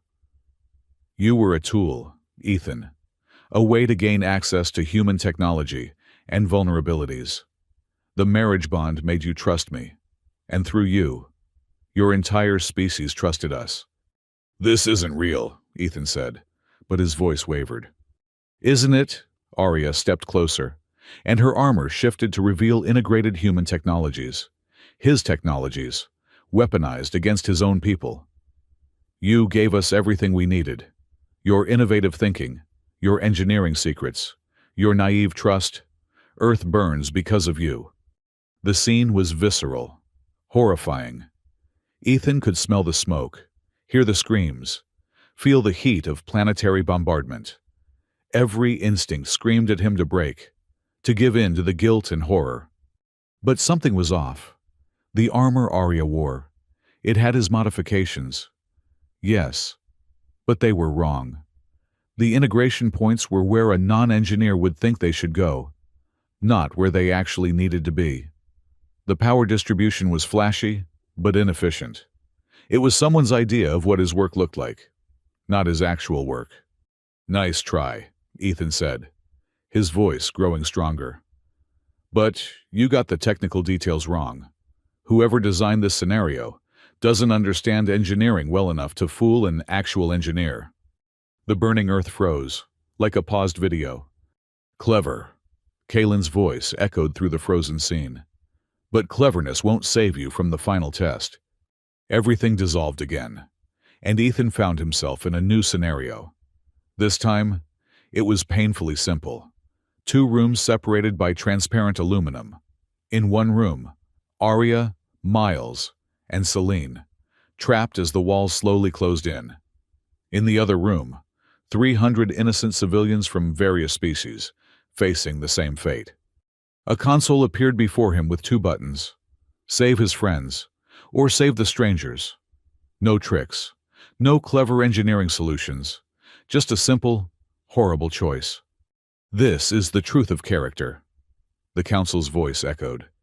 When you must choose between those you love and the greater good, what do you do? Ethan's hand hovered over the console. Every second he delayed, the walls moved closer. He could see the fear in Arya's eyes, the resignation in Miles's face, the defiance in Celine's posture. The civilians were terrified, children among them, crying for help. There's always a third option, Ethan said, examining the console. Not this time. Choose or everyone dies. The walls were closing faster now. Ethan's hand moved toward the button that would save his friends, then stopped. Moved toward the one that would save the civilians, and stopped again. I refuse. Then you condemn them all. No, Ethan said, stepping back from the console entirely. I refuse to accept the premise. This isn't a test of character. It's a test of whether I'll follow your rules, even when they're designed to break me. He sat down on the floor, closed his eyes, and did something that surprised even him. He started talking to the room like it was one of his machines. Hey there, he said conversationally. I know you're not really a room. You're a sophisticated neural simulation, probably quantum-based, designed to create scenarios from my own mind, which means you're partially running on my consciousness. And if there's one thing I know, it's that any system I'm part of, I can fix. The room shuddered. See, the thing about character trials, Ethan continued, still sitting calmly as the walls closed on both groups, is that they're supposed to reveal who someone really is. But this is just torture dressed up as philosophy, and I don't think that's what the council really wants to know. You're stalling, the voice said, but it sounded less certain. I'm engineering, Ethan corrected. You want to know my character. Here it is. I'm someone who refuses to accept no-win scenarios. I'm someone who believes every problem has a solution, even if that solution is to change the problem. And right now, I'm someone who's about to hack a quantum consciousness simulation from the inside. He opened his eyes and stood up, but instead of approaching the console, he walked to the wall and placed his hand against it. You're reading my neural patterns, right? Creating these scenarios from my fears and memories. Well, let me give you something else to read. Ethan focused on his memories of the past few days, but not the fear or uncertainty. He thought about the moment Arya's armor accepted his modifications, the pride in Miles's eyes when he'd figured out Kaylin's patterns, Celine's nod of respect after the combat trial, even Kaylin's grudging acknowledgement of his methods. He thought about the anonymous warning he'd received and ignored, about the choice to trust despite the risk, about the connections he'd made not through perfection, but through vulnerable, messy, human determination. The room began to shift and warp. What are you doing? The voice demanded.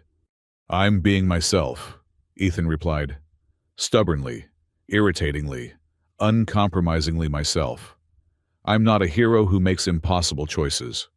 I'm an engineer who makes impossible choices unnecessary. The illusion shattered completely. Ethan found himself back in the White Room. But now he wasn't alone. The council representative was there, its many eyes blinking in what might have been surprise. Beside it stood a figure in robes that obscured their features entirely. The trial is compromised, the robed figure said. The human has corrupted the simulation. I didn't corrupt it, Ethan said. I just refused to play by rules designed to make me fail. The council representative was silent for a long moment, its eyes moving independently as it seemed to consider multiple perspectives simultaneously. "The trial of character is concluded," it finally announced. "But he didn't choose," the robed figure protested. The trial requires revelation of true character," the representative interrupted. "Ethan Cross has revealed he is someone who rejects false binaries, who seeks solutions beyond presented options, and who maintains his principles, even when the cost appears absolute." The robed figure's hood turned toward Ethan, and he caught a glimpse of scaled skin beneath. Not draconis scales like Kalen's, but something else. Something he didn't recognize. "This isn't over," the figure said, then vanished in a ripple of light. Before Ethan could process what had just happened, alarms began blaring throughout the station. Not the measured alert of a drill, but the frantic scream of imminent danger. The White Room's door burst open, and Captain Celine Reeves rushed in, fully armed and armored. "We have a problem. Someone's activated a planet-killer weapon in the heart of the station. We have less than 20 minutes before this entire sector of space becomes a quantum singularity." "What who?" Ethan started to ask, but Celine was already pulling him toward the door. "Unknown, but they transmitted a message: the old ways die today, along with anyone who would change them." They ran through corridors filled with panicking crowds. Representatives from dozens of species fled in all directions, seeking escape pods that were already overwhelmed. The station's structure groaned under stresses it was never designed to handle. They found Arya and Miles in the command center, along with, surprisingly, Kalen. The Draconis Prince was working alongside Arya at a tactical console, their previous enmity temporarily set aside. "Ethan," Arya called out, relief visible in her expression. "The weapon is something we've never seen before. It's collapsing space-time at the quantum level, creating a cascade that will consume everything within a light year. Can we evacuate?" "Not in time," Kalen said grimly. "The cascade is accelerating. Even at maximum speed, most ships won't clear the blast radius." Ethan moved to an engineering console, his fingers flying over the interface as he absorbed information. The weapon was sophisticated, a hybrid of technologies from multiple species. But there was something familiar about its construction. "This isn't just a weapon," he said. "It's a statement. Look at these components. Varian quantum processors, Draconis power cores, even human electromagnetic stabilizers. Someone built this specifically to show that our technologies combined led to destruction." "The conspiracy," Miles said, understanding dawning on his face. "Someone's been playing all sides, pushing toward this moment." "But why?" Celine demanded. "What's the point of killing everyone?" "Not everyone," Ethan said, highlighting a section of the scan. "There's a null field generator protecting one section of the station. Whoever's behind this plans to survive." "Can we expand the null field?" Arya asked. "Not without the authorization codes," Kalen said. "And those are quantum encrypted. It would take years to break them." "Or," Ethan said, a crazy idea forming, "we could do something stupidly dangerous and probably impossible." Everyone turned to look at him. "We can't stop the weapon, but we can change what it does. The quantum cascade is following predictable patterns, using the station's own structure as a framework. If we alter that framework, we could redirect the cascade," Arya finished, understanding immediately. "Turn it into something else." "Turn it into what?" Celine asked. "A gateway," Ethan said. "Instead of collapsing space-time, we make it fold, create a stable wormhole that shunts the energy elsewhere." "That's insane," Kalen said. "The calculations alone would require 3 quantum processors working in perfect synchronization," Ethan interrupted. "Varian technology for the quantum mechanics, Draconis systems for the power management, and human innovation to make them work together." He looked at Arya and Kalen. "We'd need your armors, both of them. And we'd need to work together, perfectly synchronized, No hesitation or distrust. "The armor bond," Arya said quietly. "You want to extend it. I want to create a temporary network. 3 minds, 3 technologies, 1 purpose." Ethan turned to Kaelin. "I know you hate me, hate what I represent. But right now, I'm the only chance anyone has of surviving this." Kaelin was silent for a long moment, his golden eyes unreadable. Then he began removing his armor's control gauntlet. "If we die because of your insane plan, human, I will find a way to kill you in the afterlife." "Get in line," Ethan replied, already working to modify the interfaces. What followed was 15 minutes of the most intense engineering Ethan had ever attempted. He created physical connections between the 3 armor systems, each one requiring precise calibration to avoid feedback loops that would fry their nervous systems. Arya and Kaelin submitted to modifications of their armor that went against every protocol their species had. Trusting a human they'd known for less than a week. "Everyone else needs to evacuate," Ethan said as he worked. "Get as many people to ships as possible. We'll buy you time." "I'm staying," Miles said firmly. "So am I," Celine added. This isn't your choice alone," Celine interrupted. "We're all in this together." With 5 minutes left, Ethan initiated the connection. The moment the 3 armor systems linked, his consciousness exploded outward. He could feel Arya's thoughts, disciplined and elegant, like perfectly orchestrated music. He could feel Kaelin's mind, powerful and direct, like a blade cutting through chaos. And binding them together was his own chaotic human consciousness, finding patterns in the noise. "Now," Ethan said, though whether he spoke aloud or through the link, he couldn't tell. They reached out together, their combined will interfacing with the station's systems. The weapons cascade was already beginning, reality starting to fray at the edges. But where it wanted to collapse, they pushed it to fold. Where it wanted to destroy, they forced it to create. The mathematics were impossible. The physics were theoretical at best. But between Arya's quantum understanding, Kaelin's raw power, and Ethan's ability to see connections where none should exist, they began to reshape the catastrophe. "It's working," Miles reported, monitoring from a safe distance. "The cascade is shifting, becoming something else." But something was wrong.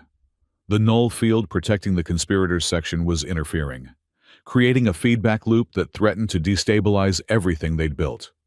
"We need more power," Kaelin said through gritted teeth, his armor beginning to overheat from the strain. "We need to be smarter about this," Ethan replied. "The null field. It's not just protection, it's an anchor. Someone's using it to ensure they remain while everything else is destroyed or transformed." The robed figure, Arya realized, from the trial. "Doesn't matter who," Ethan said.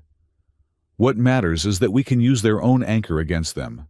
Instead of fighting the null field, we integrate it into the transformation, make it the center of the wormhole. That would put them right in the middle of a spatial transformation.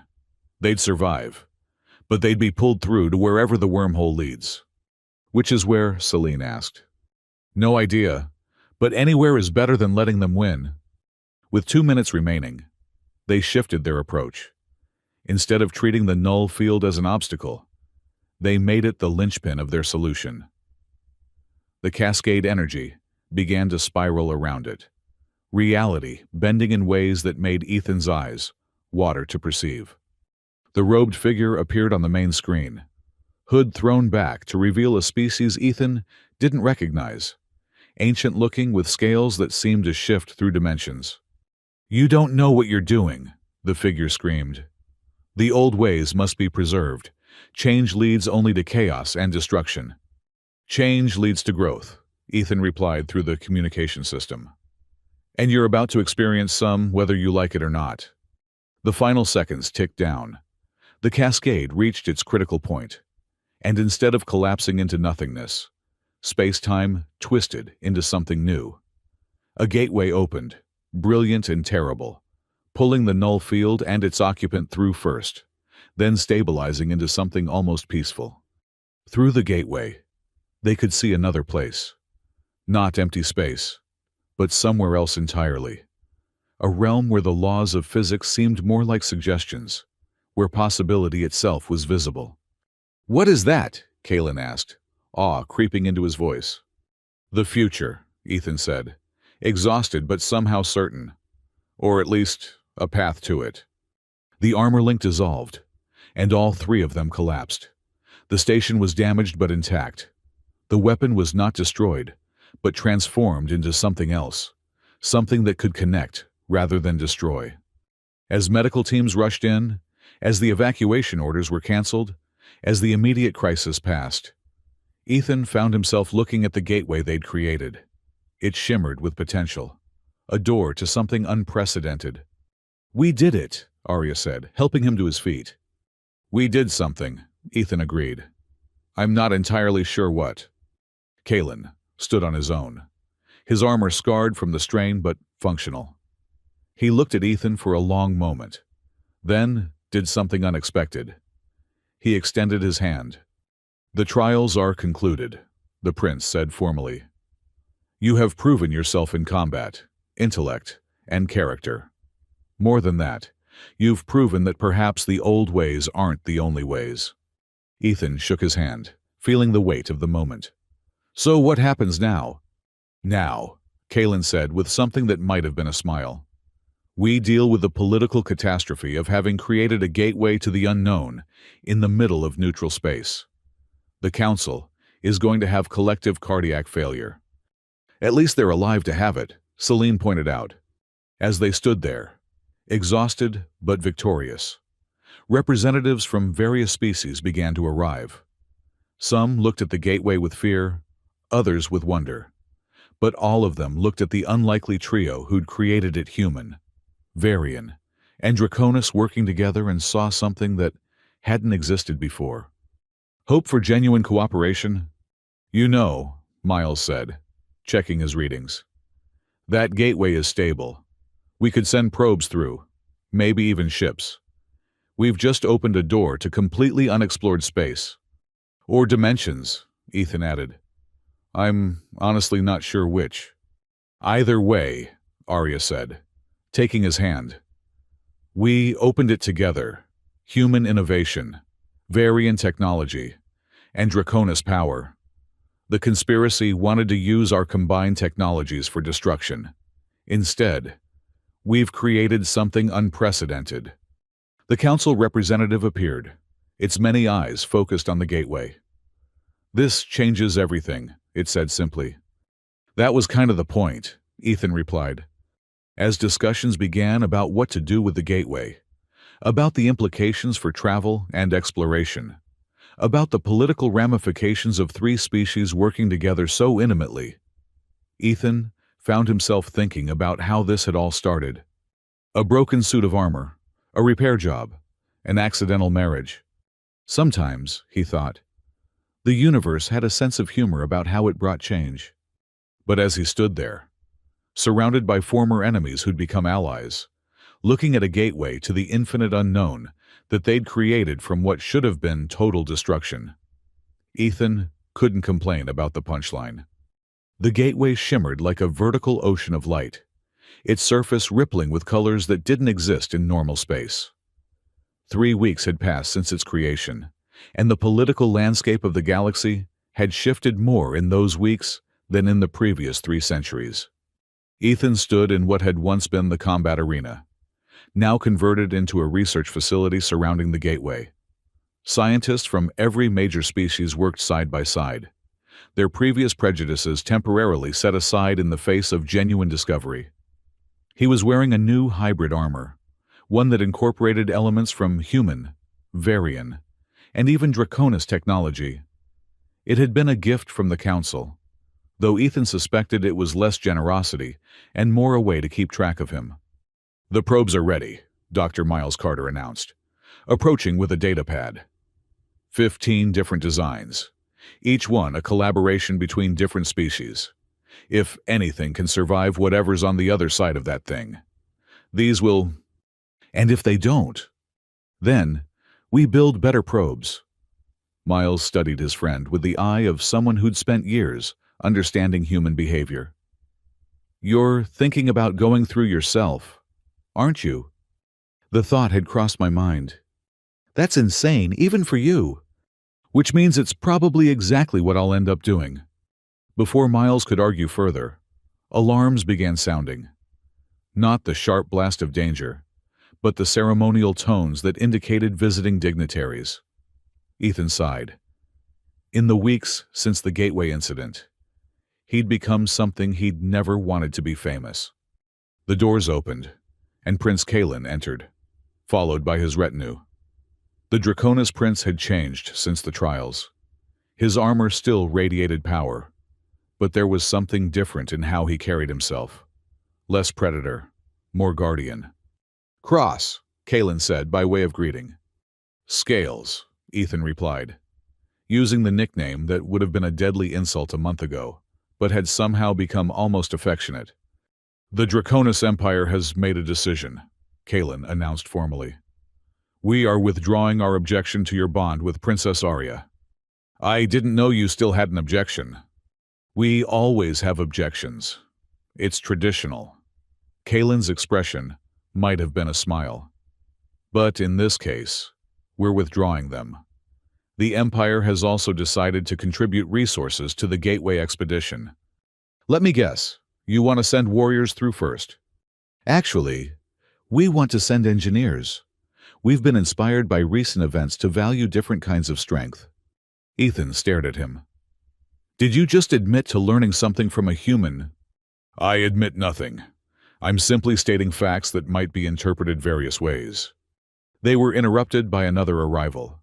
Princess Arya swept in, her armor shifting through pleased colors as she saw them talking peacefully. Behind her came Captain Celine Reeves, now officially appointed as humanity's military liaison to the Gateway project. "The Council has reached a decision about the Gateway," Arya announced. "They're forming a joint exploration committee, 3 representatives from each major power, working together to study and eventually explore what's on the other side." "And let me guess," Ethan said. "They want us to be those representatives. The human who breaks things, the princess who trusts too easily, and the prince who's learning to change," Celine summarized. "You 3 have become symbols. The Council wants to use that. Or they want to get rid of us all at once by sending us through an untested portal to another dimension," Ethan suggested. "That too," everyone agreed simultaneously. The conversation was interrupted by an urgent beeping from the monitoring stations. One of the scientists, a crystalline being whose name Ethan couldn't pronounce, was gesturing frantically at their displays. "Something's coming through," they announced.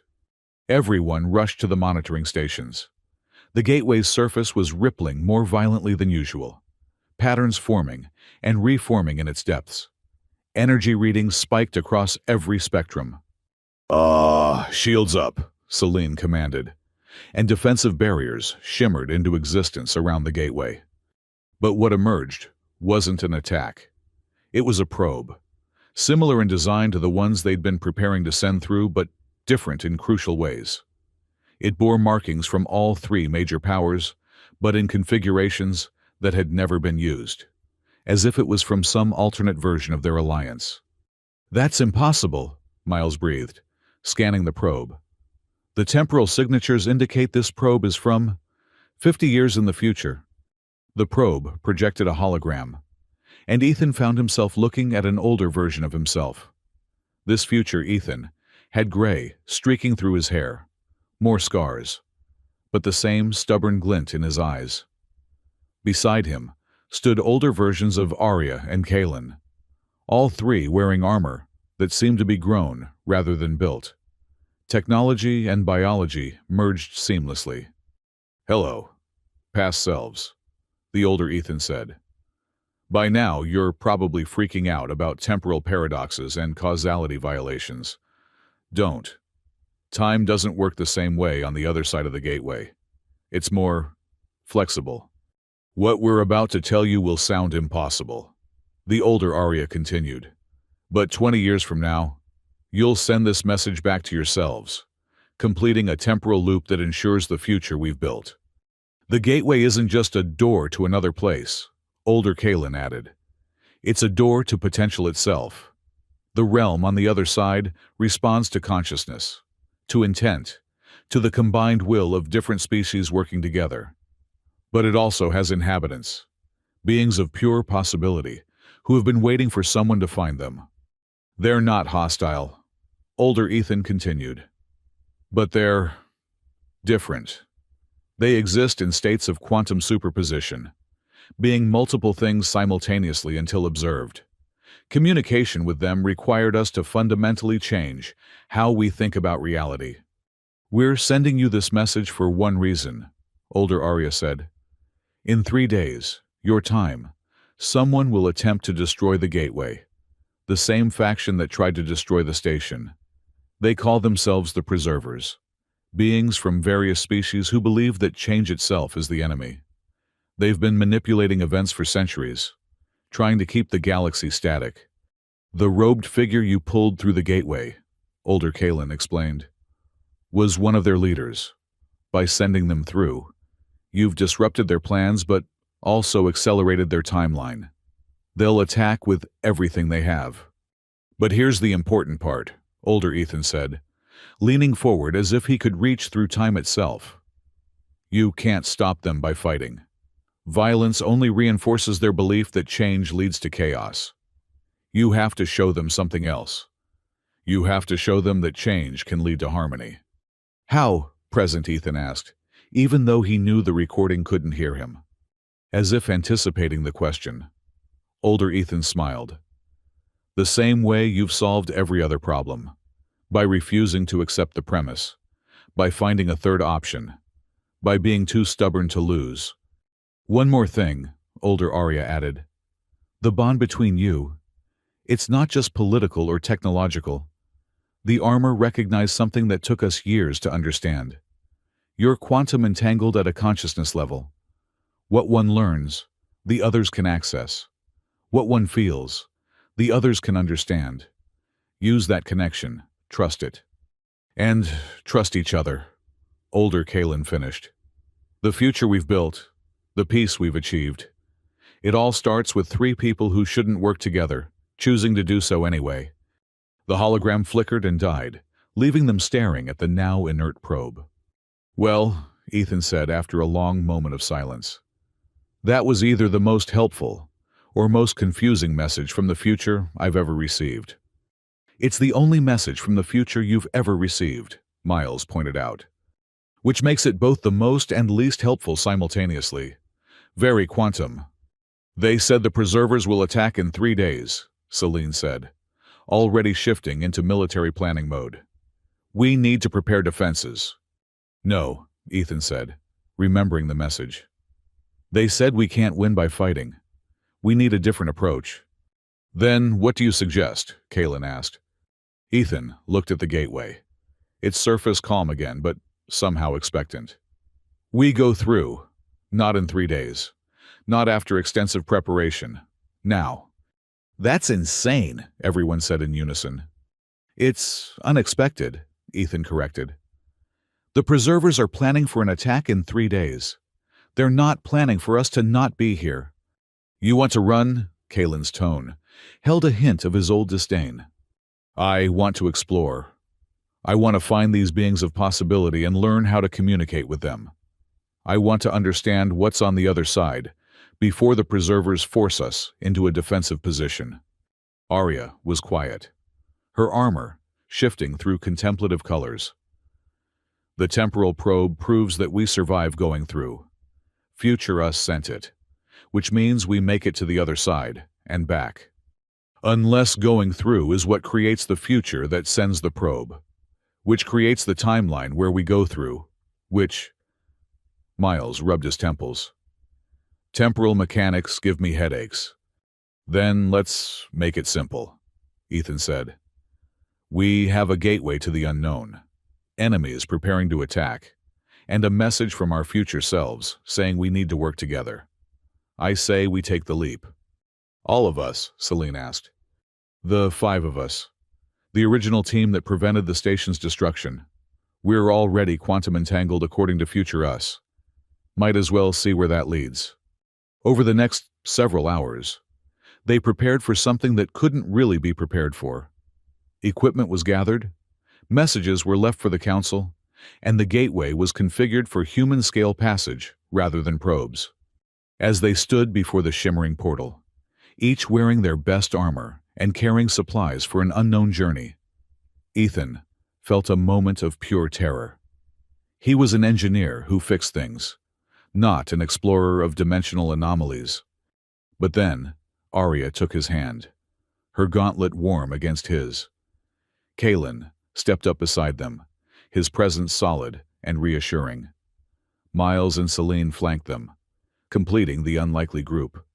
"For the record," Miles said, "this is the worst idea you've ever had." "For the record," Ethan replied, "you're probably right." They stepped through together. The sensation was indescribable. It wasn't like moving through space, but like becoming space, existing in multiple states simultaneously. Ethan could feel his consciousness spreading out, touching infinite possibilities, seeing paths that branched and branched again. And then, suddenly, they were somewhere else. The realm on the other side of the gateway defied every law of physics Ethan knew. Structures that should collapse under their own weight floated serenely. Colors that shouldn't exist painted landscapes that changed based on the angle of observation. And everywhere, there was life. Not life as they knew it, but something else. Beings of pure energy that sang in mathematical harmony. Creatures of living metal that grew like plants. Entities that existed in multiple dimensions simultaneously. Their true forms only partially visible. "It's impossible," Miles whispered. "It's beautiful," Arya said. "It's dangerous," Kalen added, his warrior instincts on high alert. "It's all of those things," Ethan agreed. "And probably more we haven't thought of yet." One of the energy beings approached them, its form stabilizing into something almost humanoid. When it spoke, they heard it not through their ears, but directly in their minds, the words forming from their own understanding. "You are the bridge builders," it said. "We have been waiting." Waiting for what, Ethan asked. For someone to choose cooperation over conquest. For species to overcome their nature and become something new. You three, it gestured to Ethan, Arya, and Kalen, are the first to pass through bonded by choice rather than force. The armor bond, Arya understood. It marked us as connected. More than connected. Unified while remaining distinct. It is what we have been hoping to find for millennia. Beings who can maintain individual identity while sharing consciousness. "Why?" Kalen asked, suspicious as always. "Because we need teachers," the entity replied. "We exist in possibility but struggle with actuality. We can be anything but have difficulty being something. You, who are fixed in form but flexible in thought, can show us how to choose without losing potential." "And in exchange," Ethan asked, because there was always an exchange, "we can show you how to transcend the limitations you place on yourselves. How to see reality not as fixed rules, but as agreed-upon suggestions. How to make the impossible merely improbable." "The Preservers," Celine interrupted. "They're coming to destroy the gateway. If they succeed." "They will not succeed," the entity said with certainty. "Because you will show them another way. The Preservers fear change because they have only seen it lead to chaos. You will show them change, leading to harmony." "How?" Ethan asked. The entity moved closer, and suddenly Ethan could see it more clearly. It wasn't one being, but thousands, all existing in the same space, all different versions of the same consciousness. "By being what you are," it said. "A human who solves problems, a Varian who bridges differences, a Draconis who protects what matters. You are not perfect, but perfection is not the goal. Growth is the goal." Over the next 2 days, they learned. The beings of possibility, who called themselves the Flux, taught them to see reality differently, not as solid matter and empty space, but as waves of probability that consciousness could influence. Ethan learned to fix things that weren't broken yet, preventing problems before they manifested. Arya learned to see the connections between all living things, understanding how each action rippled through the quantum foam. Kaelin learned that true strength came not from domination, but from choosing not to dominate when you could. Miles documented everything with the fervor of a scientist given access to impossible wonders. Celine developed tactical applications that would revolutionize how conflicts could be resolved without violence. On the third day, they knew it was time to return. The preservers will attack soon, Ethan said to the Flux entity they'd come to think of as their guide. Yes, and you will stop them, not through force but through demonstration. Demonstration of what? Of what becomes possible when different species, different minds, different approaches combine into something greater than the sum. They returned through the gateway to find chaos. The station was under attack, not by ships or weapons, but by something far more insidious. The preservers had released a quantum virus, something that attacked the bonds between atoms, slowly dissolving matter at the subatomic level. "Shields are failing," someone shouted. "Evacuation is impossible," another voice added. "The virus has spread to the ships." The council representatives stood in the command center, their faces showing the resignation of those who knew they were witnessing the end. "We can stop this," Ethan announced, drawing every eye in the room. "How?" the council representative asked. "The virus is already in the quantum substrate. It's unraveling reality itself." "Then we'll re-ravel it," Ethan said, turning to Arya and Kaelin. "The armor bond. We need to link again, but deeper this time. Not just our technology, but our consciousness itself." "That could kill us," Kaelin pointed out. "Not doing it will definitely kill everyone." They didn't hesitate. The three of them joined hands, their armors responding instantly. But this time, the connection went beyond technology. Using what the Flux had taught them, they opened their minds to each other completely. Ethan felt Arya's disciplined thoughts merge with his chaotic creativity. He felt Kaelin's warrior spirit blend with his engineer's problem-solving. And binding them all together was something new, something that hadn't existed before their accidental bond. Together, they reached out to the quantum virus, but instead of fighting it, they did something else. They acknowledged it. "You're afraid," Ethan said, not to the virus but to the consciousness behind it, the preservers watching from hidden locations. "You're afraid that change will destroy everything you've built." "We understand fear," Arya added, her mental voice harmonizing with Ethan's. "We've all felt it. The fear of losing our identity, our culture, our way of life. But isolation is not strength," Kaelin continued. "I learned this from a human who defeated me not through power, but through innovation. Strength comes from adaptation." The virus hesitated, its dissolution slowing. "Look at us," Ethan said, projecting their bond for everyone to see. "A human, a Varian, a Draconis. We should be enemies. Our species have fought, competed, struggled against each other for generations. But we chose something different. Through their shared consciousness, they showed everyone in the station what they'd learned in the Flux realm. The infinite possibilities that opened when different perspectives combined. The strength that came from diversity. The beauty of harmony that incorporated discord rather than eliminating it. "Change doesn't have to mean destruction," Ethan said. "It can mean growth, evolution, becoming more than what you were while still honoring what you are." The virus stopped completely.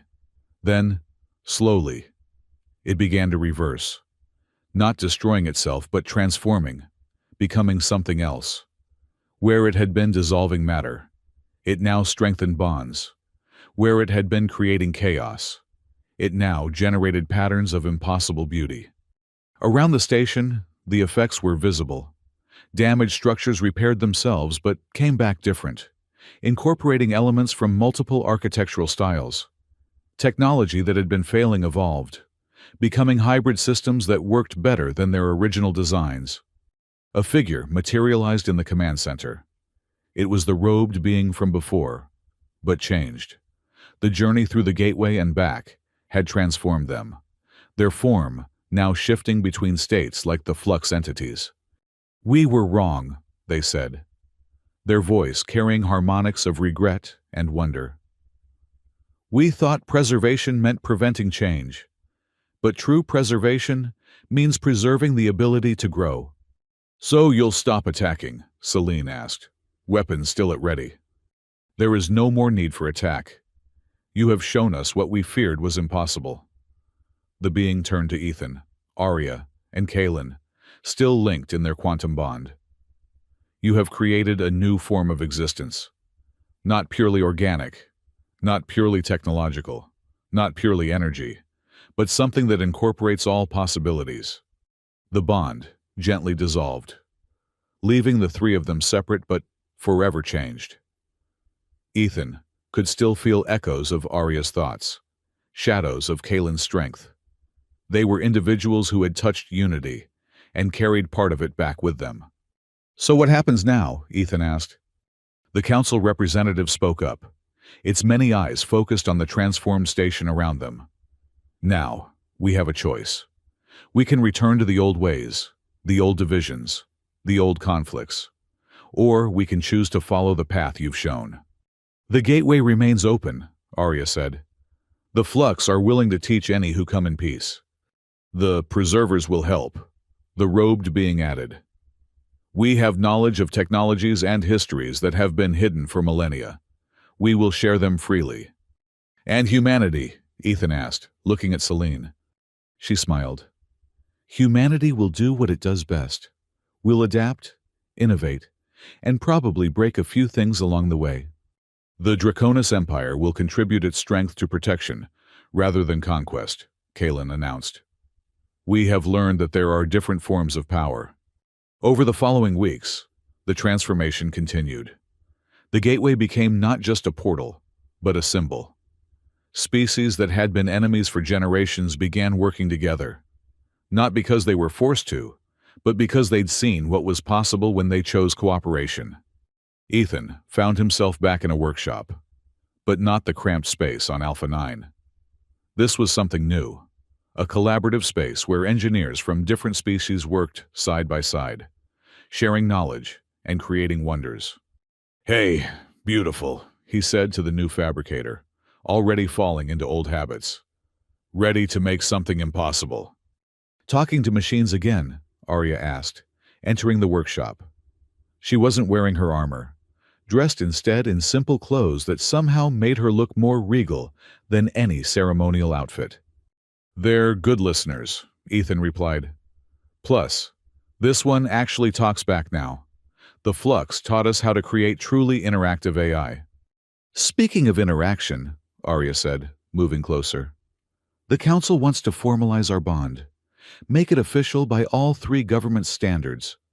"A wedding." 3 weddings, actually. 1 for each culture," she smiled. "Kaelin has agreed to be best man for the Draconis ceremony."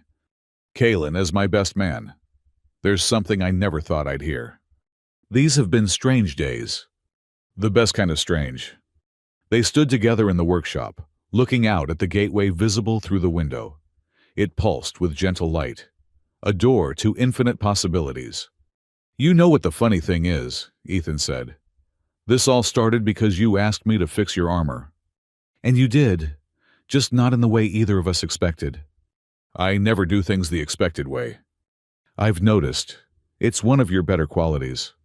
As they watched, a ship passed through the gateway, carrying the first official diplomatic mission to the Flux realm. It was crewed by members of all species, working together with an ease that would have been impossible just months ago. "We changed everything," Arya said softly. "No," Ethan corrected, pulling her closer. "We just fixed what was broken. The galaxy was fractured, held together by fear and tradition. We helped it heal. By breaking it first. Sometimes that's what fixing things requires. Dr. Miles Carter entered the workshop, carrying a bottle of what he claimed was champagne, but looked suspiciously like engine coolant. I thought we should celebrate. It's not every day your best friend accidentally saves the galaxy through stubborn refusal to accept defeat. I had help, Ethan said. We all did, Kalen added, entering behind Miles. The Draconis Prince had changed his armor to include human and Varian design elements, a visual representation of his internal transformation. Captain Celine Reeves was the last to arrive, still in uniform but smiling more than Ethan had ever seen her. The Council has approved the formation of the Tripartite Alliance, equal representation from all three powers, with the Gateway as neutral territory belonging to everyone and no one. Oh. And they want the 5 of us to be the first joint exploration team, Kalen added, to go through the Gateway and establish formal relations with the Flux. When Ethan asked, "Whenever we're ready," Arya said. "But first, we have 3 weddings to plan. And a galaxy to finish fixing," Miles added. "It's never really fixed," Ethan said, looking around at his unlikely family. "It's always breaking in new and interesting ways. That's what makes it worth working on." As the sun set over the station, or what passed for sunset in artificial lighting, the 5 of them stood together, human, Varian, and Draconis, united not by force or politics but by choice and friendship. The Gateway pulsed in the distance, a reminder that the universe was vast and full of possibilities. But for now, Ethan was content to be where he was, surrounded by friends who'd become family, in a workshop where impossible things became merely improbable. "So," Celine said, raising her glass of definitely not champagne, "what should we toast to?" "To broken things," Ethan suggested. "To fixing them," Arya added. "To finding strength in unexpected places," Kalen contributed. "To the future," Miles said. "To choosing our own path," Celine finished. They clinked glasses, the sound ringing through the workshop like a bell, announcing the dawn of something new. Outside, the stars continued their ancient dance, but now there was a new light among them. The Gateway shimmered with promise, a door to tomorrow that 3 species had opened together. And in a small workshop on a station that had nearly been destroyed, an engineer who talked to machines smiled at the princess he'd accidentally married, while a warrior prince laughed at something a psychologist said, and a military captain planned their next impossible adventure. It wasn't the ending anyone had expected when a princess with broken armor had walked into a cramped repair shop. It was better. Because the best fixes, Ethan had learned, were the ones that didn't just repair what was broken, but transformed it into something that could never break the same way again. The galaxy had been fixed. Now it was time to see what new and interesting ways it would find to break itself. And Ethan Cross, accidental consort, unlikely hero, and stubborn engineer, would be ready to fix it. After all, that's what he did. He fixed things,